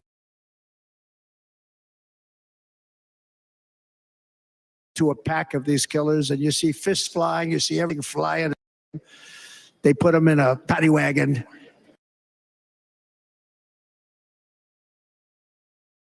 Anymore. And the next day I got calls from all of these countries that were terminated. Billions of dollars we spend on economic aid to countries that does us, frankly, no good. And the next day but I couldn't take all the calls. Sir, what's the problem? I said, you won't take your killers that you sent in caravans into America. You won't take them back. Well, like us too, we would give very serious consideration to doing that.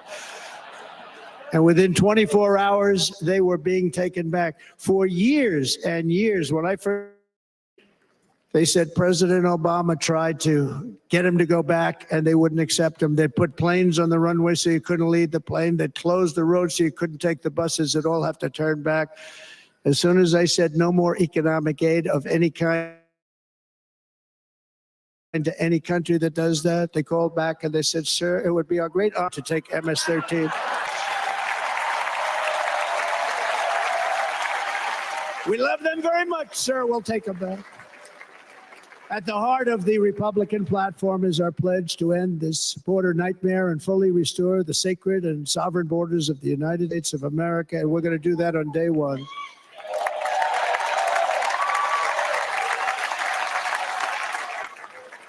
That means two things on day one, right? Drill, baby, drill, and close our borders.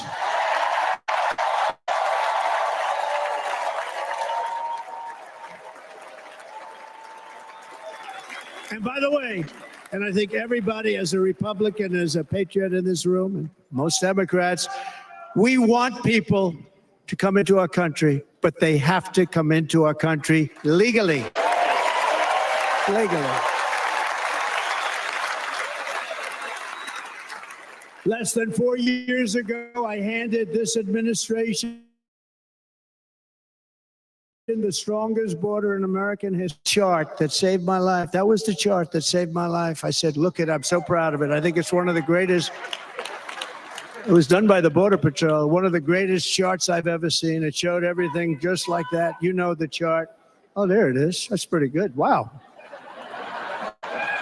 Last time I never really got to look at it. But without that chart, I would not be here today.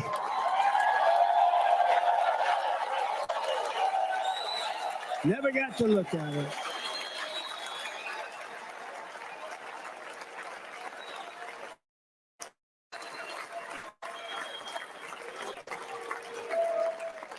I said, you got to see this chart. I was so proud of it. And by the time I got to there, I never got to see it that day. But I'm seeing it now, and I was very proud. If you look at the arrow on the bottom, that's the lowest level, the one on the bottom, heavy red. It's the lowest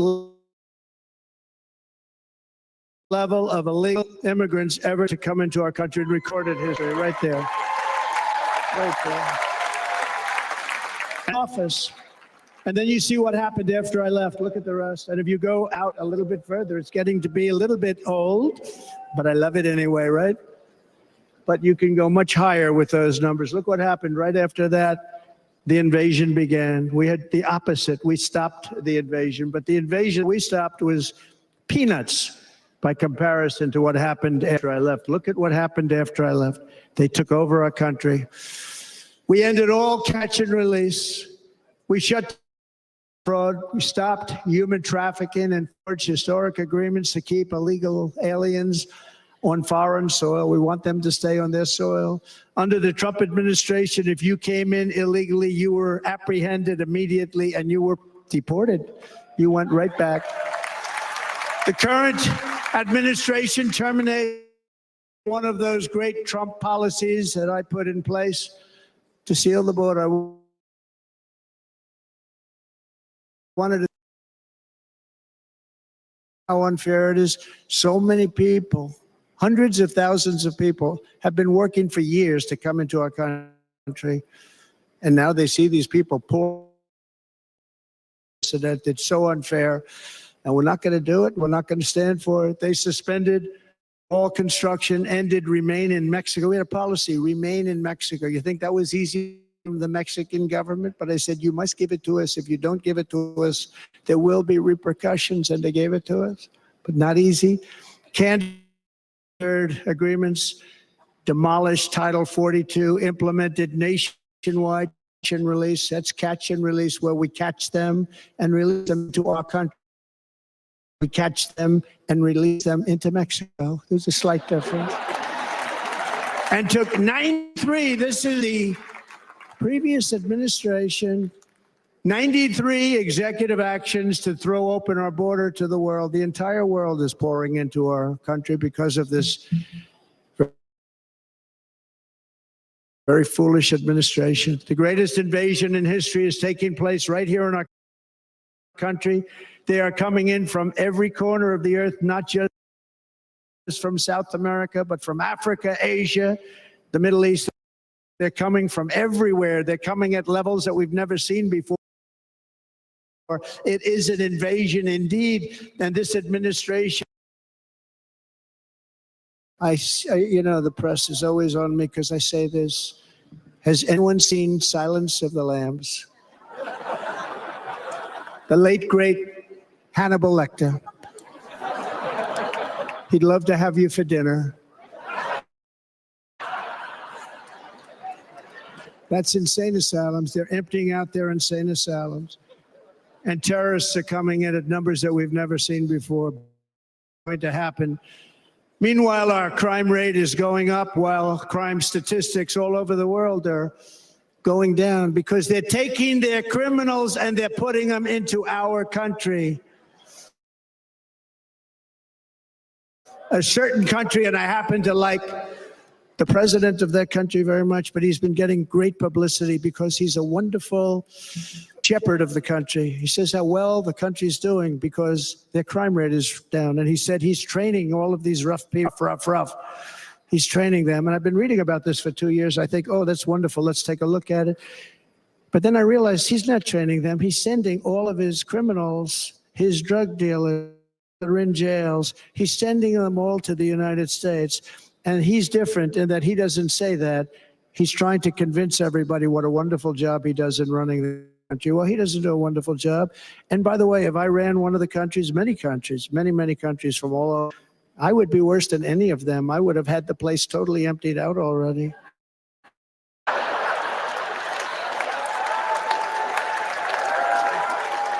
But we become a dumping ground for the world, which is laughing at us. And they can't believe that they're getting away with what they're getting away with, but they're not going to be getting away with it for long. That's what I can tell you. In Venezuela, Caracas, high crime, Venezuela, really a dangerous place, but not anymore. Because in Venezuela, crime is down 72%. In fact, if they would ever win this election, I hate to even say that, we will have our next Republican convention in Venezuela because it will be safe. Our cities will be so unsafe, we won't be able, we will not be able to have it there. In El Salvador, murders are down by 70%. Why are they down? You convinced that because he's murderers to be wonderful people? No. They're down because they're sending their murderers to the United States of America. This is going to be very bad. And bad things are going to happen, and you're seeing it happen all the time. That's why, to keep our family rotation operation in the history of our country. Even larger than that of President Dwight D. Eisenhower from many years ago. You know, he was a moderate, but he believed very strongly in borders. He had the largest deportation operation we've ever had. Just recently, I spoke to the grieving mother of Jocelyn Nungary, a wonderful woman, a precious 12-year-old girl from Houston who last month was tied up, assaulted, and strangled to death after walking to the convenience store just a block away from her house.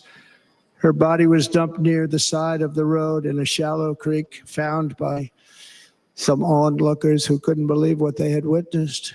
Charged with Jocelyn's heinous murder are 2 illegal aliens from Venezuela who came across our border, were in custody, and were then released into the country by this horrible, horrible administration that we have. I also met recently with the heartbroken mother, Rachel Morin. Rachel was a mom of 5 beautiful children who was brutally raped and murdered while out on a run. She wanted to keep herself in good shape. It was very important to her. She was murdered. The monster responsible first killed another woman in El Salvador before he was led into America by the White House. This White House let them in. He then attacked a 9-year-old girl and her mother in a home invasion in Los Angeles before murdering Rachel in Maryland. Traveled all throughout the country, doing tremendous damage.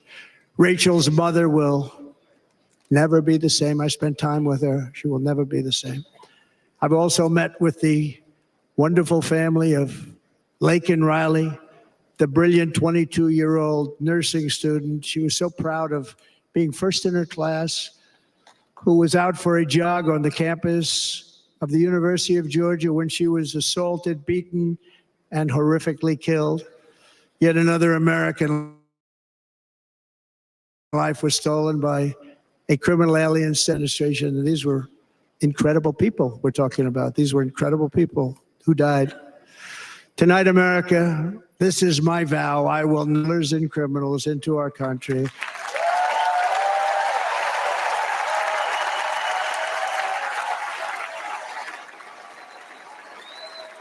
I will keep our sons and daughters safe.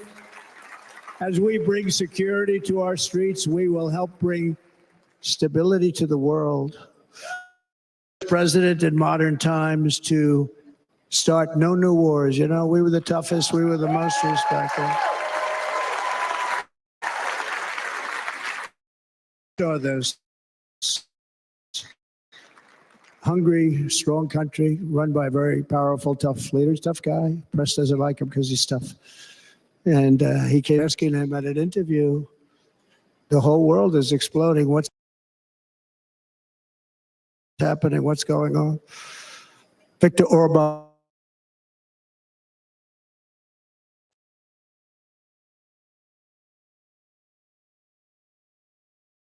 Tell us what's going wrong, what's happening, what is it?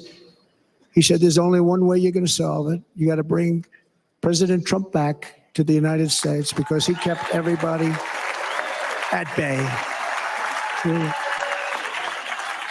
He used a word I wouldn't use because I can't use that word, because you'd say it was braggadocious. The press would say he was a braggart. I'm not a braggart.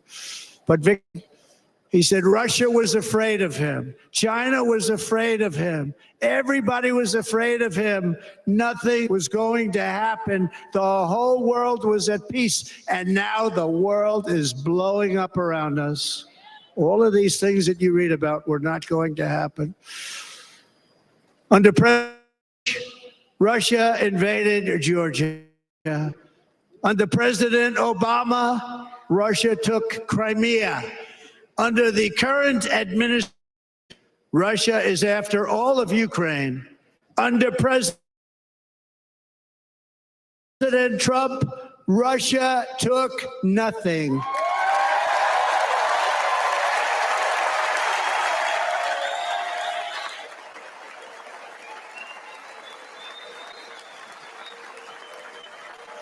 "100% of ISIS in Syria and Iraq," something that was said to take 5 years, sir. It'll take 5 years, sir.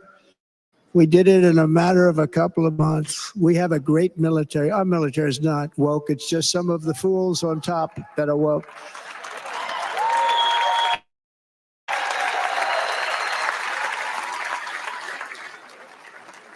I got along very well. North Korea, Kim Jong-un, I got along very well with him. The press hated to get along with him. Well, you know, it's nice to get along with somebody who has a lot of nuclear weapons or otherwise, isn't it? See, in the old days, they say that's a wonderful thing. Now they say, how could you possibly do that? But no, I got along with them, and we stopped the missile launches from North Korea. Now North Korea is acting up again, but I get along with them. He'd like to see me back, too. I think he misses me, if you know the truth. Our opponents inherited a world at peace and turned it into a planet of war. We're a planet of war. Look at that attack on Israel. Look at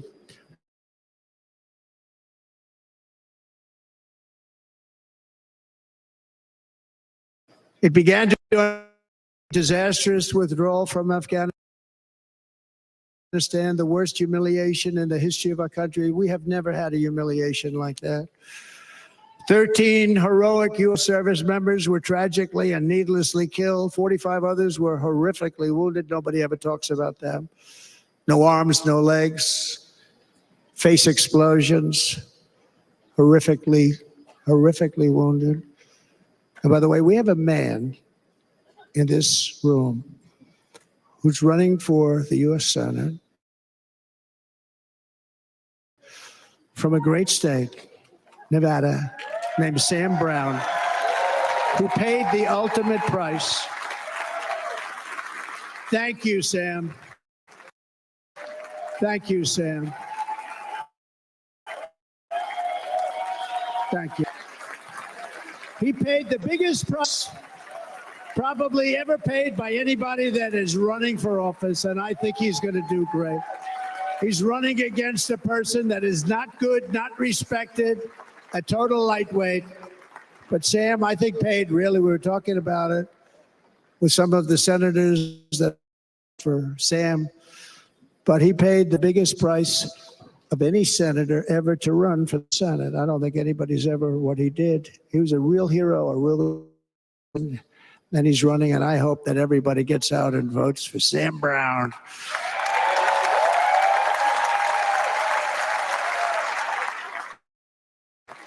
And we also left behind $85 billion worth of military equipment, along with many American citizens were left behind. Many, many American citizens, emboldened by that disaster. Russia invaded Ukraine. They saw this group of people that were incompetent. We took the soldiers out first, no soldiers out second. If they would have followed my plan, we had a great plan. But the plan only kicked in if they did everything perfectly, and they weren't doing things perfectly. So we said it doesn't kick in. You know, 18 months in Afghanistan, we didn't have one, so they were killing them left and right, snipers. And I spoke to the head of band. You've heard this story.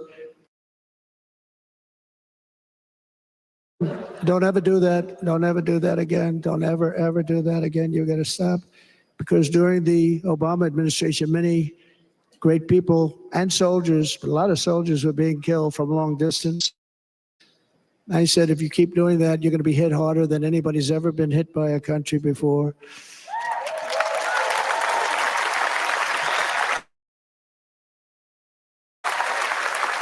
And he said, I understand, Your Excellency. I wonder if he calls the other guy Your Excellency. I doubt it. The guy gave him everything. I mean, what kind of a deal was that? He walked out, gave him everything. Get that right now, Afghanistan is one of the largest sellers of weapons. But think of it. He actually said to me, but do you show me a picture of my home? I say, your people or one of your wives?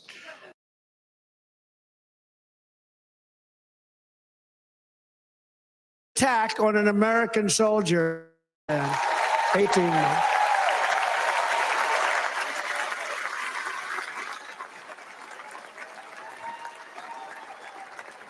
And then we had that horrible day where soldiers were killed.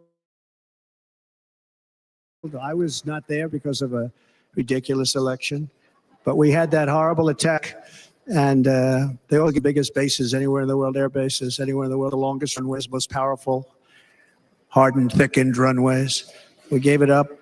And I liked it, not because of Afghanistan. I liked it because of China. It's 1 hour away from where China makes their nuclear.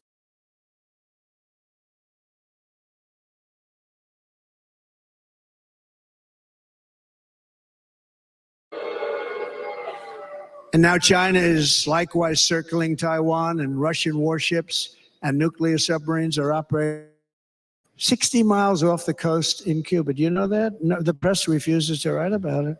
If that were me running this country and we had nuclear submarines in Cuba, I will tell you that the headlines every day would be, what's wrong with our president? You don't even hear this. You're not hearing about this. Russia has nuclear submarines 60 miles away, Mr. Congressman, from Miami, by the way, happens to be here, correct? In Cuba. And that would not be stood for if it were somebody else. They don't want to mention it, but now maybe they will. And the entire world, I tell you this, we want our hostages back, and they better be back before I assume office, or you will be paying a very big price.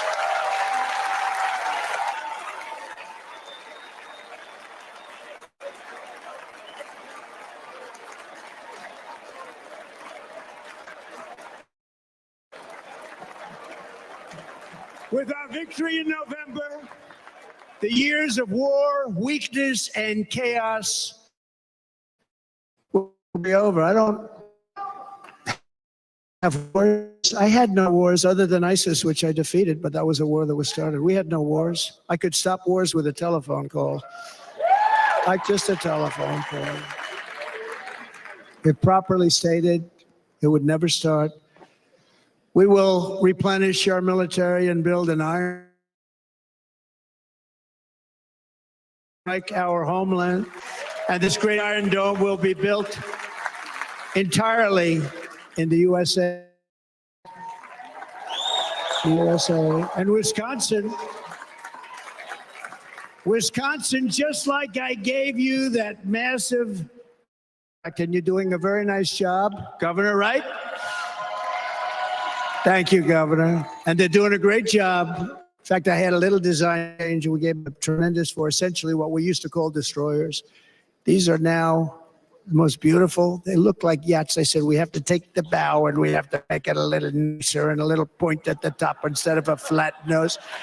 And the people at the shipyard said, this guy sort of knows what he's doing. We have the most beautiful ships, right, Governor? And everybody sitting over there. And it was a big I wanted, I gave it to Wisconsin, but we're going to have a lot of that built right here in the state of Wisconsin and all other states. Israel has an Iron Dome missile defense system, 340, and only a little bit. It was badly wounded. It fell to the ground, but most of them are. And Ronald Reagan wanted this many years ago, but we really didn't have the technology many years ago. Remember, they called it Starship, spaceship. Anything to mock him, but he was a very good president, very, very good. But now we have unbelievable technology. And why should other countries have this and we don't? No, we're going to build an Iron Dome over our country, and we're going to be sure that nothing can come and harm our people. And again, from an economic development standpoint, we're going to make it all right here. No more sending it out to other countries in order to help. It's America first. America. We will unleash the power of innovation. And as we do, we will soon be on the verge of finding the cures to cancer, Alzheimer's disease, and many other diseases. We're going to get to the bottom of it. You remember this gentleman that I don't want to mention other than one time I had to, because when you confused. But this man said, we're going to find a cure to cancer. Nothing happened. We're going to get to the cure for cancer and Alzheimer's and so many other things. We're doing something great. But we need a leader that will let it be done. We will not have men playing in women's sports. That will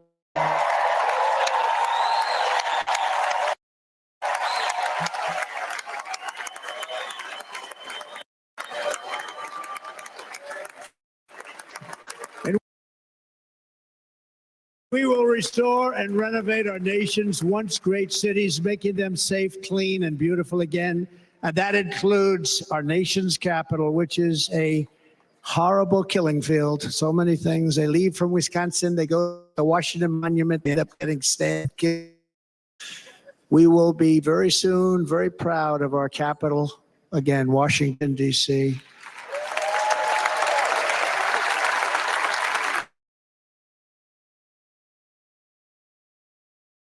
But we will have the courage to seize it. We're going to take it. We're going to make it a current. We're going to bring this into a golden age like never seen before. Remember this, China wants to do it. Japan wants to do it. All of these countries want to do it. We have to produce massive amounts of energy if we're going to produce the new. If you look at some of the things that have been done and some of the things that we're going to do, but AI needs tremendous, literally twice the electricity that's available now in our country. Can you imagine? Building places where they recharge electric cars. They built 8 chargers at a certain location, the Midwest. 8 chargers for $9 billion. Think of them as a tank for filling the gas. Think of it. They spent $9 billion on 8 charges, 3 of which didn't work. And if you were going to do this all over our country, the crazy electric man, by the way, I'm all for electric. They have their application.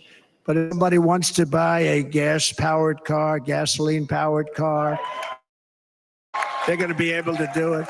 And we're going to make that change on day 1.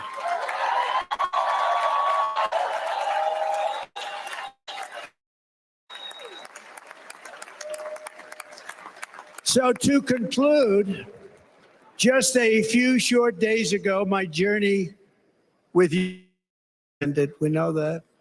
And yet, here we are tonight, all gathered together, talking about the future, promise, and a total renewal of a thing we love very much. It's called America. We live in a world of miracles. None of us knows God's plan or where life's adventure will take. I want to thank Franklin Graham for being here tonight. He's an outstanding man.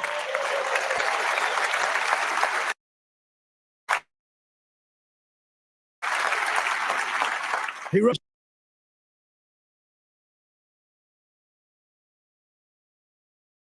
which I said, he said, it won't make any difference. Actually, it does. The story's not quite as good, but I've been very good. The story is not quite as good, to be honest. I've got to have a little talk with Franklin, but he was great. He's a great gentleman. His father was so incredible, Billy Graham. My father used to love taking me to see Billy Graham. My father would take me to see Billy Graham at Yankee Stadium. He had the biggest rallies you've ever seen. He was a good rally guy, too. But he'd get up and he was the guy. My father loved Billy Graham. But I love Franklin Graham. I think Franklin's been fantastic. I'm working so hard to adhere to his note. I'm working hard on it, Franklin. If the events of last Saturday make anything clear, it is that every single moment we have on earth is a gift from God.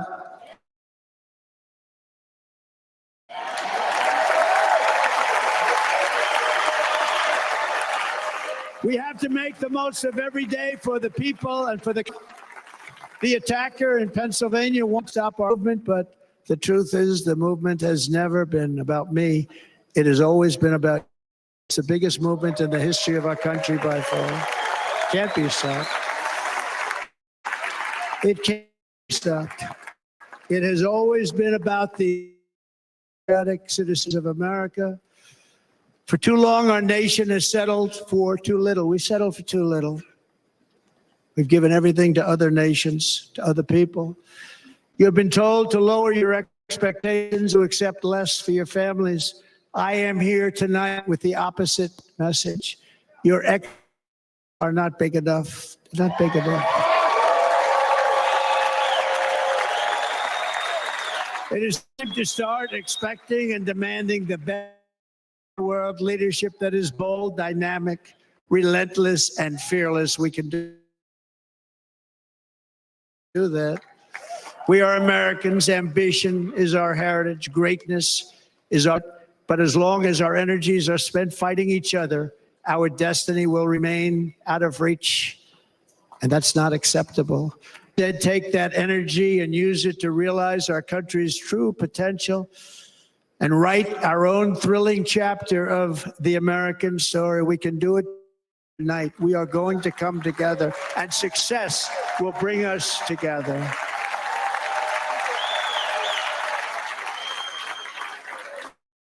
Story of love, sacrifice, and so many other things. And remember the word devotion. It's unmatched devotion. Our American ancestors crossed the Delaware, survived the icy winter at Valley Forge, and defeated a mighty empire to republic. They fought so hard, they lost so many. Frontier, taming the will. They packed their families into covered wagons, trekked across hazardous trails, towering mountains, and brave rivers and rapids to stake their claim on the wide open, new, and very beautiful frontier. If life was threatened, American patriots marched onto the battlefield, raced into enemy strongholds, and stared down death and stared down those enemies to keep alive the flame of freedom. At York and Gettysburg and Midway, they joined the roll call of immortal heroes. So many just so many heroes, so many great, great people. And we have to cherish those people. We can't forget those people. We have to cherish those people.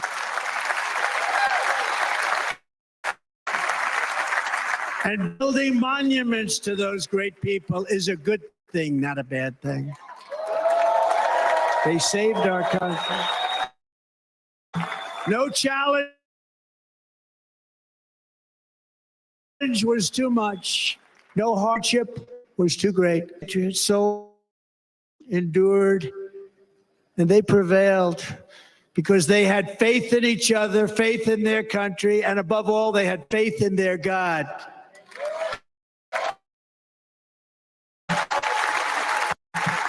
Just like our ancestors, we must now come together, rise above past differences. Disagreements have to be put aside and go forward united as one people, nation, pledging allegiance to one great, beautiful, American flag. Tonight I ask for your partnership, for your support, and I am humbly asking for your vote. I want your vote. Going to make our country great again. Every day I will honor the trust you have placed in me, and I will never, ever let you down. I promise that. I will never let you down. To all of the neglected, abandoned, and left behind, you will be forgotten no longer. We will forward, and together we will win, win, win.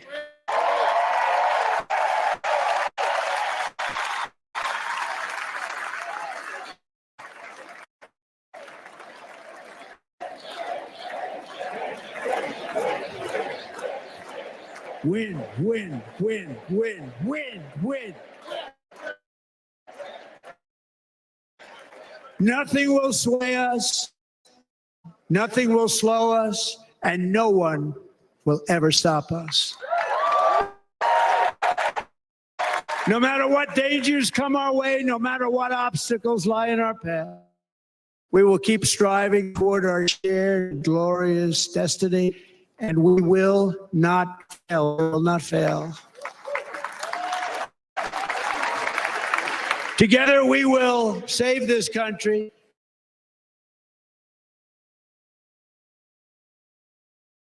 We will restore the republic, and we will usher in the rich and wonderful truly deserve.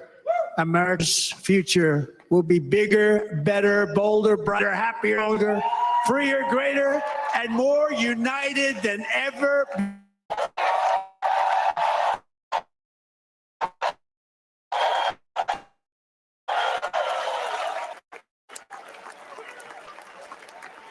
And quite simply,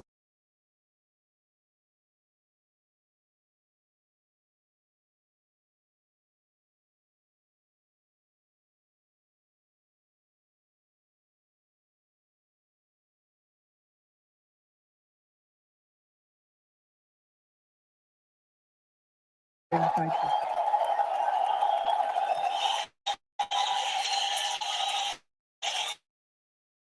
President East Coast.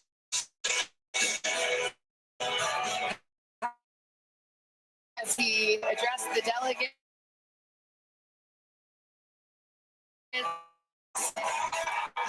Familiar campaign.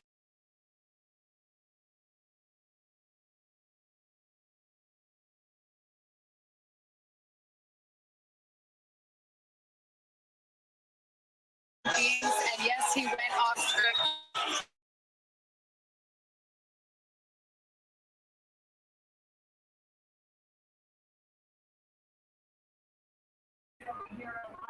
Hello, everybody.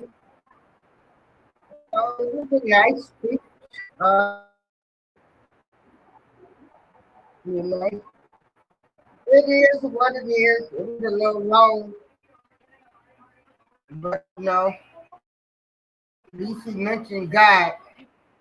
Got to get out my tongue. He talked about the borders. He talked about unity. But hey,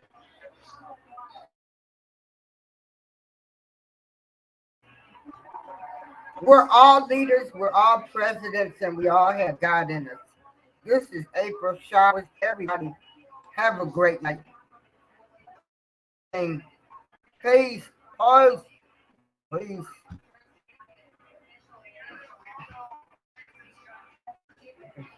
Mm.